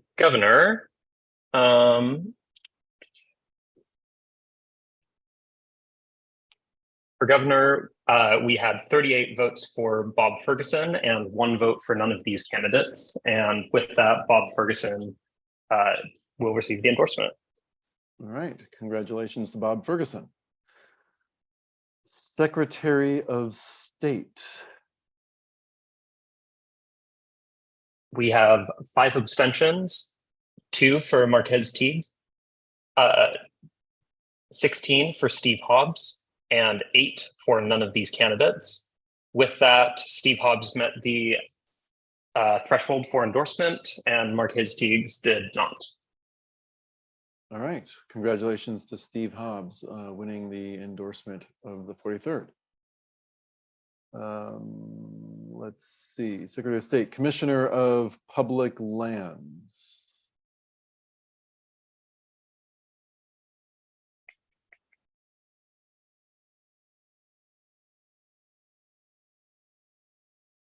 For Commissioner of Public Lands, Dave Upthegrove received 36 votes, and Patrick DePoe received 17. Dave Upthegrove received met the threshold for endorsement. Patrick DePoe did not. All right. With that vote, congratulations to Dave Upthegrove. And then we will close shortly the Superintendent for Public Instructions and Attorney General. We will move on to additional endorsement speeches while we close those. We'll be closing those by the end of the next endorsement speech. So please quickly here make your final votes on those two races. Moving on, we are now moving on to the 43rd LD State Rep Position 2. And in that race, we have Daniel Carusello and Sean Scott. Is Daniel here or a representative? We've got Daniel here. Ask you to unmute. And let's do a mic check to make sure that we... Testing. Yep, we got you. All right, whenever you are ready. Good evening, everyone. I'm Daniel Carusello, and I'm running to be one of our district state reps. Each candidate running for this position would be first-time office holders, but our respective backgrounds can clue you in as to how effective we'll be as legislators. I'm not blind to the notion that my opponent may have a little bit more name recognition, but I bring to this race unmatched qualifications for the position. I hold a bachelor's in political science, a master's in applied American politics and policy, and I worked for several years at a legislative tracking service, advising others on state government procedure. My opponent for this endorsement and I both share the overwhelming desire to positively impact our community. There's no doubt about that. But our strategies differ significantly. Look no further than our responses in the questionnaires provided to you all. I don't think it's necessary to increase or implement 4 separate taxes to achieve the solutions to our state's problems, especially given the positive fiscal health and forecast of our state revenue. This doesn't mean I'm against taxes, and I'm definitely supportive of progressive taxation. I just know that we could accomplish so much more given our current state budget. And that's just one example. If you want someone who's worked in the information sector and can craft a comprehensive data privacy law that puts us on par with other states, or someone who can craft legislation that streamlines the permitting process for developers, that we can tackle the core issue of affordability, which is having developers actually build more housing. If you want someone who can balance economic incentives with environmental sustainability and help implement new recycling initiatives, then I invite you to support my candidacy. As we all ask for your endorsement, I encourage you to look beyond our names and prioritize our solutions, our backgrounds, our abilities to be effective leaders, our abilities to understand the nuance within complex political issues and reject extremism. Because our diverse district deserves a pragmatic representative who at the end of 2 years can say, I supported this bill, and this bill, not someone who says, I pushed this policy, and while I'm glad to bring it to the attention of our state leaders, it was too extreme to pass. Again, my name is Daniel Carusello. I hope to work tirelessly towards improving our local community over in Olympia. Thank you for your consideration of endorsement. Thank you. And Sean Scott. Check. Unmuted, yes. All Excellent. right, whenever you're ready. All right. Greetings, 43rd LD Democrats. My name is Sean Scott. I am running to represent the 43rd LD in the Washington State House of Representatives. I am a brother, I'm a son, I'm a renter, 3 times a union member. For the last 4 years, I have worked in Olympia with the statewide Poverty Action Network as an anti-poverty lobbyist, where I partnered with sitting state lawmakers to help address and end the long legacy of residential segregation in Washington State. Our district is 70% renters. Our district is parents, we are teachers, we are students at public schools and universities and community colleges. The 43rd LD, measured in terms of degrees accrued, is the best educated district in the state. We are also the state where the rates of support for Republican policies is the lowest. What is on the line in this election is the fact that representatives from this seat have historically played a very important role in setting the pace for what progressive policy looks like in the state legislature. And we need somebody who is a proven progressive, somebody who actually has experience working in legislative spaces in the current economic climate that we are in to advance legislation. I'm supported in this race by current Representative Nicole Macri. I believe that we will be able to accomplish great things in the legislature together. The Washington State Labor Council has supported me in this race. Every environmental organization that is endorsed in this race has backed our campaign's platform for a sustainable Washington state. We are endorsed in this race by lawmakers who have recognized our campaign's commitment to accessibility, to social inclusivity, to taxing the rich to pay for the programs that all of us use. A 43rd LD endorsement will go a long way towards sending a powerful signal to the rest of the state, to the rest of the country, in fact, that we are ready as a district to unite behind a proven progressive with a track record. I look forward to earning your support in this race and into the August primary in November again. All right, thank you. Liam, can you provide the link to the voting form for 43rd State Rep Position 2?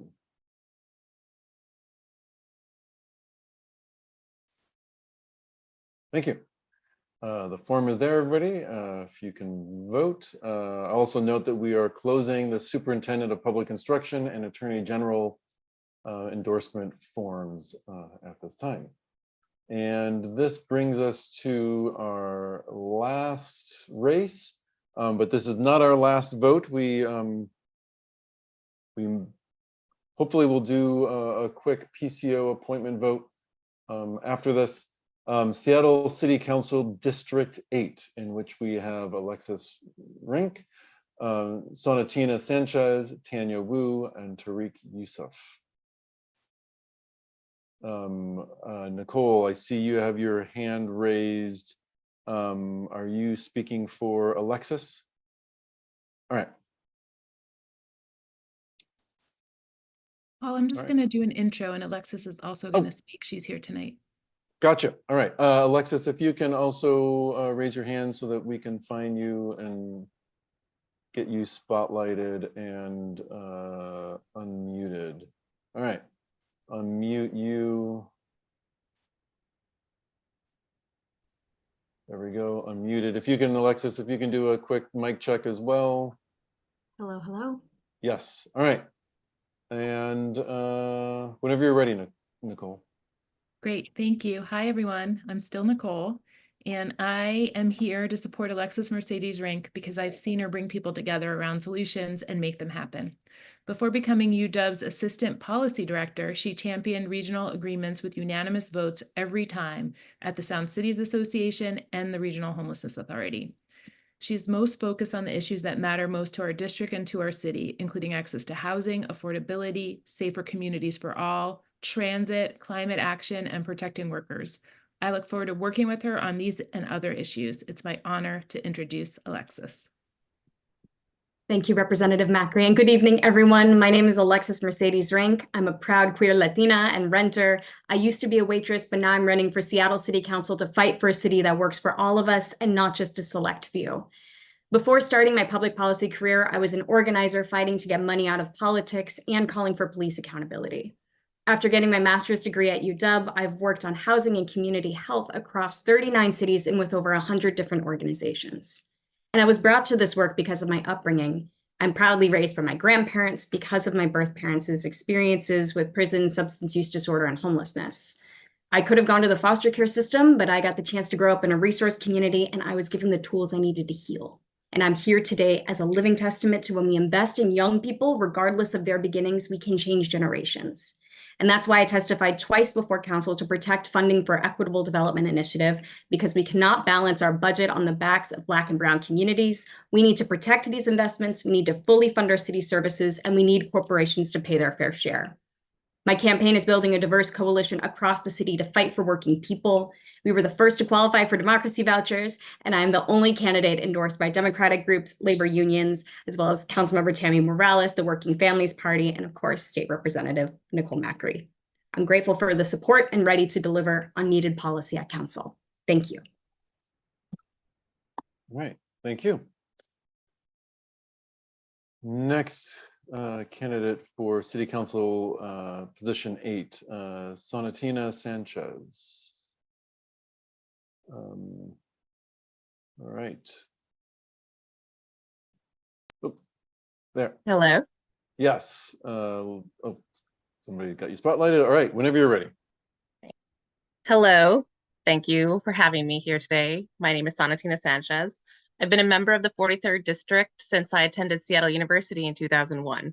In that time, I've been an active neighbor, participating in efforts to bring more human-centered policies to our city. I've helped restart the Capitol Hill Community Council in 2007 after it was defunct for the previous decade. I led the effort to develop the award-winning Summit Slope Park and Unpaving Paradise P-Patch on Olive Way. I've served on the planning team for Capitol Hill Pride, the year the parade moved downtown, so as to make sure businesses in the Broadway and Pike Pine districts that relied on this event were able to benefit from our expanded celebration, not left behind. I came to that position as a regular volunteer at the LGBT Center when it was up on Pike and 11th. I've been involved in land use issues in the district and throughout the city, including being at the first charrette to plan the Capitol Hill Light Rail Station and serving on the 2017 Capitol Hill Design Review Guidelines update, advocating against hostile infrastructure in our built environment. When the Convention Center addition was being proposed, I showed up to public meetings and organized with the coalition that brought protected bike lanes to Pike Pine, along with new housing right next to the new addition. I stepped up to do frontline work at DESC housing projects during the first days of the pandemic to make sure the most vulnerable members of our society were cared for during one of the most chaotic times in our lives. I've sat on the board of League of Women Voters of Seattle-King County to promote engagement in our political system. And I live in public housing currently. It is managed by Public Community Roots Housing, and I sit on the board where I'm implementing a resident advisory board, and I'm now developing also an apprenticeship program in partnership with our maintenance department to support residents interested in getting into trades and take some of the backlog pressure off our staff. I volunteer with our emergency management hubs, participating in citywide drills to make sure I'm ready to step up to help my community when an earthquake strikes our city. I bring over 20 years experience for organizing in Seattle, and I would be honored to carry the endorsement of this group of people who I've worked so closely with over the years. Thank you very much. Thank you. Next candidate is Tanya Wu. Is there anyone here to speak for Tanya Wu? Anyone here to speak for, oh, we have Tanya here to speak for Tanya. All right. Let's get you unmuted and you're spotlighted. If you can just do a mic check to make sure we can hear you. Test. Is this working? Yes. Whenever you're Great. ready. Okay, awesome. Well, hi, my name is Tanya. My family immigrated here in 1887. I live most of my life here in South Seattle, raised in Beacon Hill, and I now reside in Rainier Valley. I grew up working in my family's small neighborhood restaurant and later bakery, but wherever my work has taken me across Seattle, my one passion has remained the same, and that's lifting the voices of those who are marginalized.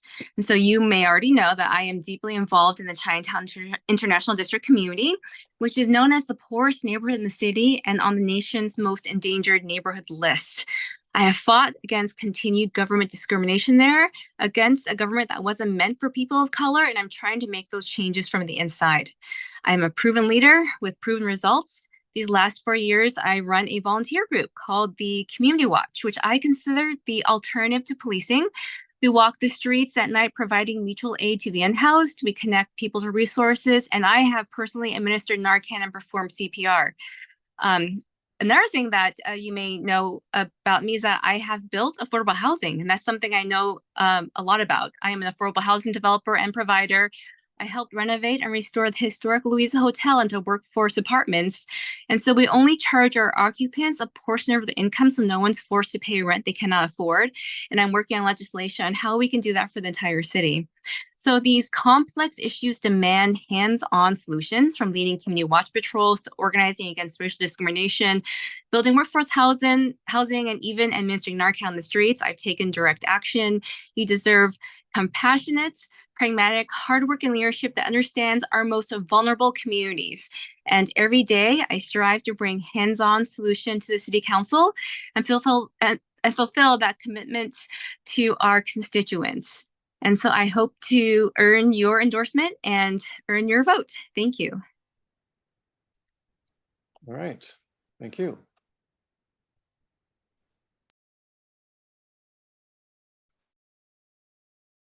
All right. Oh, and my apologies for mispronouncing your name, Tanya.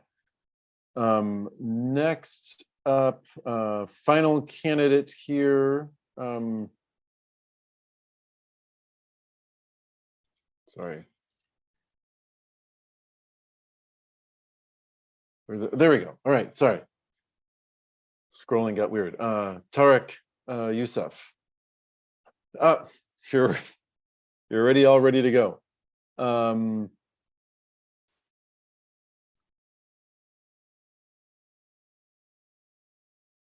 Sorry, 1 second. There we go. Can you hear me there now? you go. Yep, I can hear you now. All right. Whenever you're ready. Wonderful. Wonderful. Thank you all so much. My name is Tarek Yusuf. I'm a candidate for Seattle City Council, one of the uncommitted delegates for the 43rd District, and I am a lifelong Seattleite. Seattle is known for its natural beauty, cultural vibrance, and most importantly, its promise of opportunity. Unfortunately, the decades of city policy have eroded that promise. Social services have been repeatedly cut, low-income communities and historic neighborhoods have been pushed out, and our politicians have consistently opted for inhumane half measures that don't solve the social and economic crises we are facing. I grew up in New Holly, the Seattle Housing Authority project. My family and I relied on social programs from food stamps to Pell Grants to survive. Running Start educational grants, that gave me the chance to go to college and pursue a successful career in the tech industry. My story is the embodiment of the Seattle promise. With a helping hand, we can uplift everyone and succeed together. Our current council majority, however, is putting the priorities of the wealthy and powerful over that of the average Seattleite. We need a leader who will stand up to corporate influence and boldly fight for what is in the best interest of all who call this city home. I've dedicated my career to protecting our privacy and keeping big tech accountable to the social and community impacts their inventions have. In my personal life, I volunteered with local refugee communities and worked to amplify their political voice and power. My professional and personal track record outline my dedication to speaking truth to power and unapologetically addressing the challenges that face us. I'm not running for office because I want power or authority. I'm running because I'm tired of seeing our city force out people who lack the money or power to stay here. I'm tired of seeing my family and community struggle more and more each year. Seattle gave me the chance to succeed, and now I want to give back. I want to leave this city better than I found it. I hope you will join me, Imran Siddiqui, and Melissa Chowdhury in building a better Seattle and a better region where not everyone doesn't have just the chance to survive, but also to succeed. Thank you very much. All right, thank you. And with that, that is our last endorsement vote. Liam, if you can put the link for that into chat, and I will be back in just 1 second. Gotta turn the light on. It is getting late and the sun is going down and I have lost my light.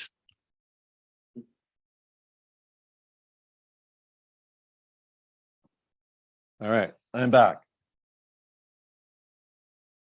And we have that. Let's see, and we have closed Commissioner of Public Lands and Attorney General, so we still have open State Rep Position 2 and now City Council District 8. 1 second here. We will move on to the next item on our agenda.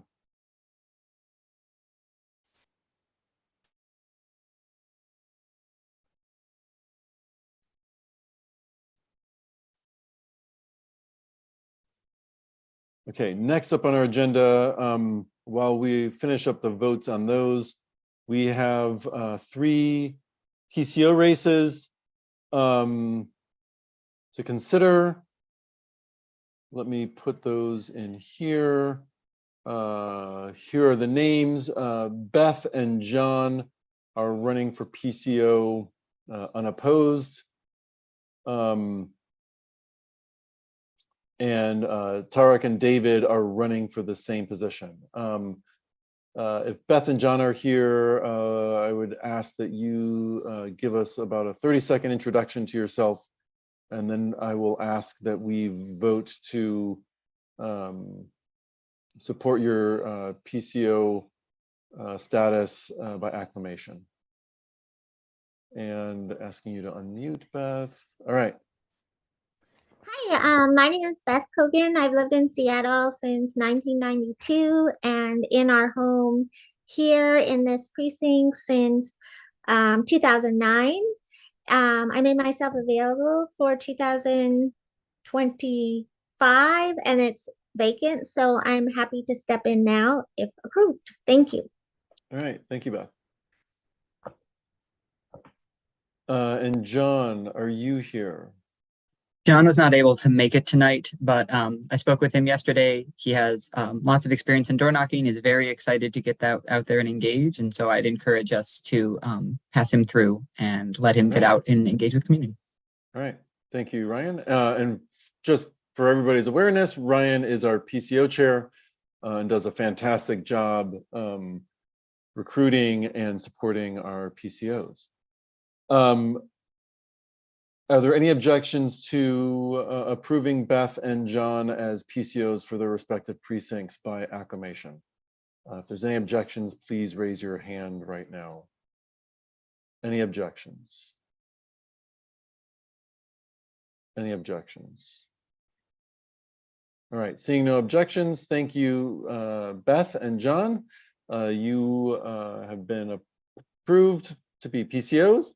We will get the paperwork through to King County quickly on that, so you can get to work supporting the party in your precincts. And then we have precinct 1335, in which we have a contested race, Tarek and David. Tarek, I know that you are here. Is David here as well?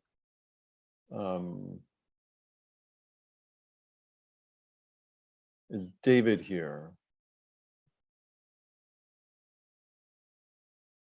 Is David here? He's here, Paul. Oh, oh, if you can raise your hand so that we can call on you in turn, David. Okay, all right, yeah. all right. Oh, sorry, I don't know why I started the timer. All right, if you can introduce yourself in a minute, David, whenever you're ready. Hi, my name is David Tomasz Paris, and I'm thrilled to be running for PCO in 1335. My most recent escalation in political involvement has been with Tech for Housing and the campaigns for I-135 and I-137 to establish our city's social housing developer and fund it with a payroll tax. I've talked to hundreds of people to gather votes and signatures, and what's stuck with me is that so often I hear, I can't vote, I'm a felon, I never got around to registering once I moved, and I can't vote, I don't have an address. It's been impressed on me just how important it is to empower people to register and vote. I'm proud to live in this pocket of progressivism. This precinct in particular has a habit of downright doubling district-wide margins for candidates in measures like Dan Strauss and I-135.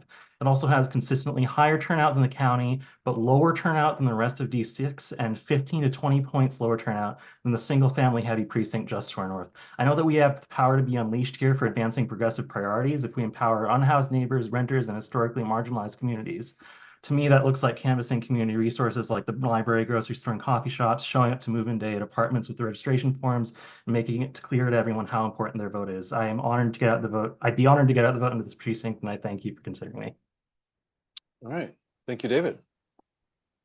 And Tarek. Hey everyone, good to talk again. Throughout my experience in running for office, I realize how important and vital it is to do on the ground work, to get out the vote, to really make sure that our priorities are heard at every level, from local elections to state to federal.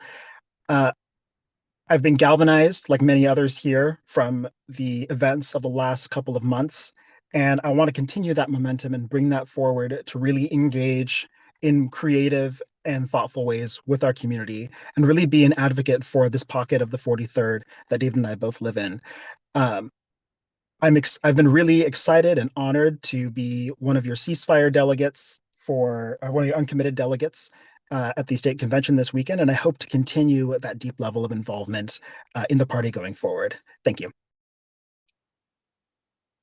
All right, thank you very much. And Liam, if we can have a form to vote between the two of them. All right, so form is in the chat there. This will be our last vote of the night. Thank you all for your indulgence on sticking with us here past our normal meeting time. These endorsements are super important in providing our views across the district and across the city and state on who we believe should represent us as Democrats for the 43rd. So the final form is there for this PCO vote. And while we do that, let's close all of the other forms And Liam, when you're ready, if you can provide the results on, let's see, who do we have left here? I believe we've got Public Lands, Attorney General, State Rep position 2, City Council D8.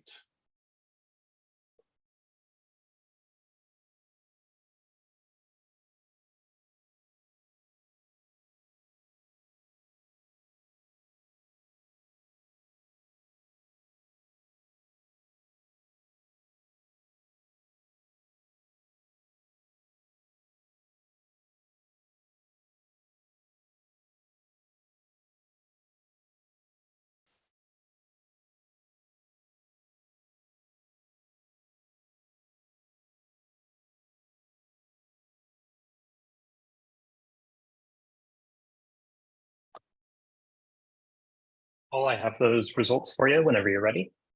All right. Thank you. For Attorney General, we had 3 abstentions. Manka Dhingra had 32 votes and Nick Brown had 19 votes. Manka Dhingra met the threshold for endorsement with 80% of the vote.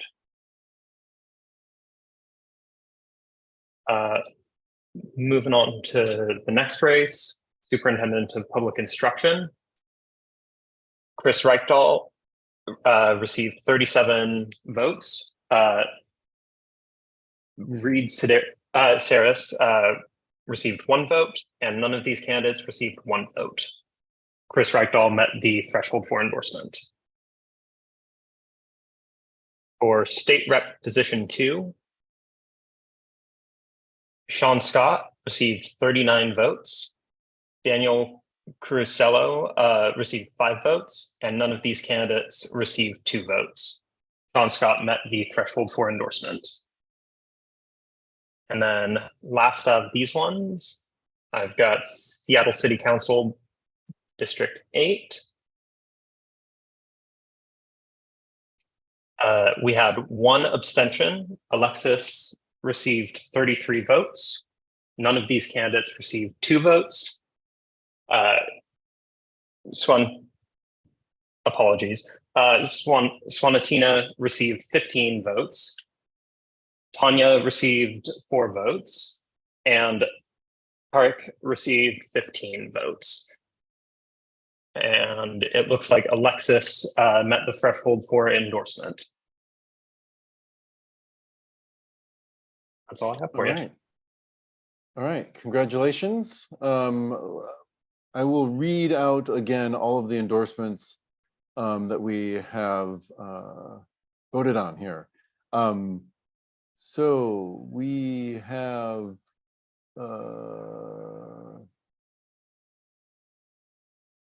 sorry, I gotta scroll up through the whole list here.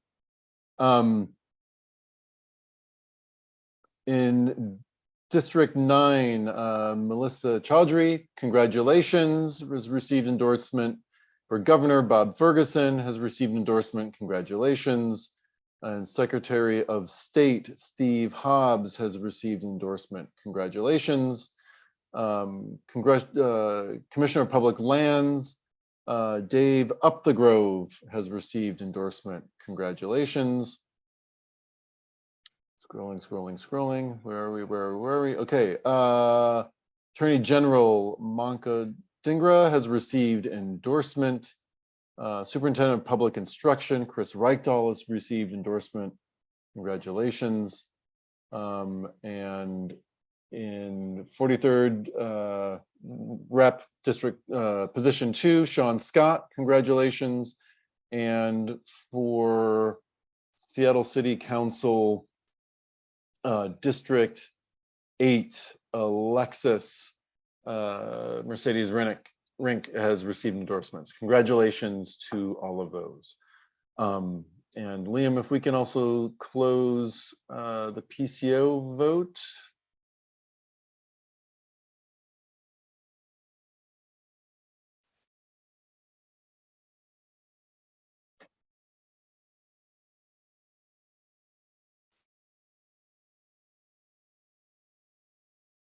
While Liam's doing that, we will work to get our endorsement list up on our website.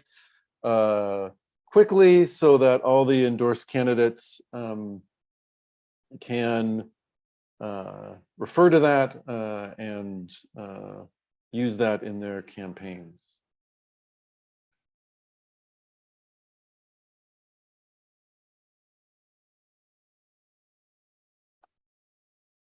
I have the results for the 43 1335 precinct. With 2 abstentions, 20 votes for David and 13 votes for Tarek. David will be the PCO. All right, congratulations, David. And looking forward to working with you as PCO, and thank you, Tarek, as well for being willing and interested in running and participating. And with that, I would, given that we are at 9:36, I would like your indulgence as members for us to skip the committee chair reports and go directly to good of the order. Are there any good of the order before we adjourn? If so, please raise your hand. Not good of the order, just more, can we make sure that the chat's open? Because some candidates are asking to share Yes, info now that they've been endorsed. Thank you, Jacob. If someone can open up the chat, and we'll let everybody. I opened it. Perfect. All right. Thank you, candidates. If you feel free to start putting your information into the chat. And if we can also collect this and we can put it out into an email to our membership and mailing list as we announce our endorsements. And I'd like to also second Anne Marie's statement.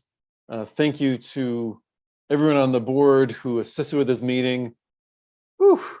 These meetings are always feels like a bit of a high wire act, and thank you to the board for all working together to make sure that this meeting runs smoothly.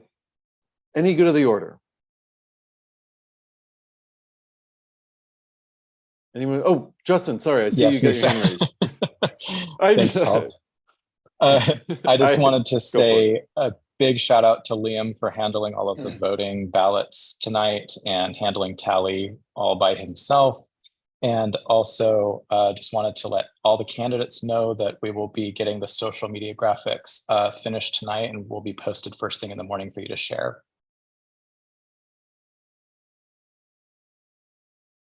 Thank you, Justin, for doing that. Real quick for if this got you rearing to get more involved in democracy, then join us for our PCO social on July 14th. We're going to be meeting at Stoop Brewing from 3 to 5 with the 37th PCOs. This is open to non-PCOs as well. We're going to really focus on how we can get out and engage with community and move beyond just traditional door knocking into getting engaged with people in the community where they're at. So if you'd, it's kid friendly, dog friendly, please join us. Awesome, thank you. Any other good of the order?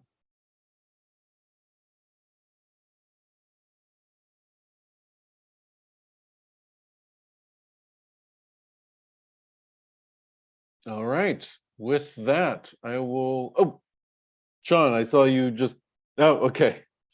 You're just saying peace out. You're like, I'm done, peace.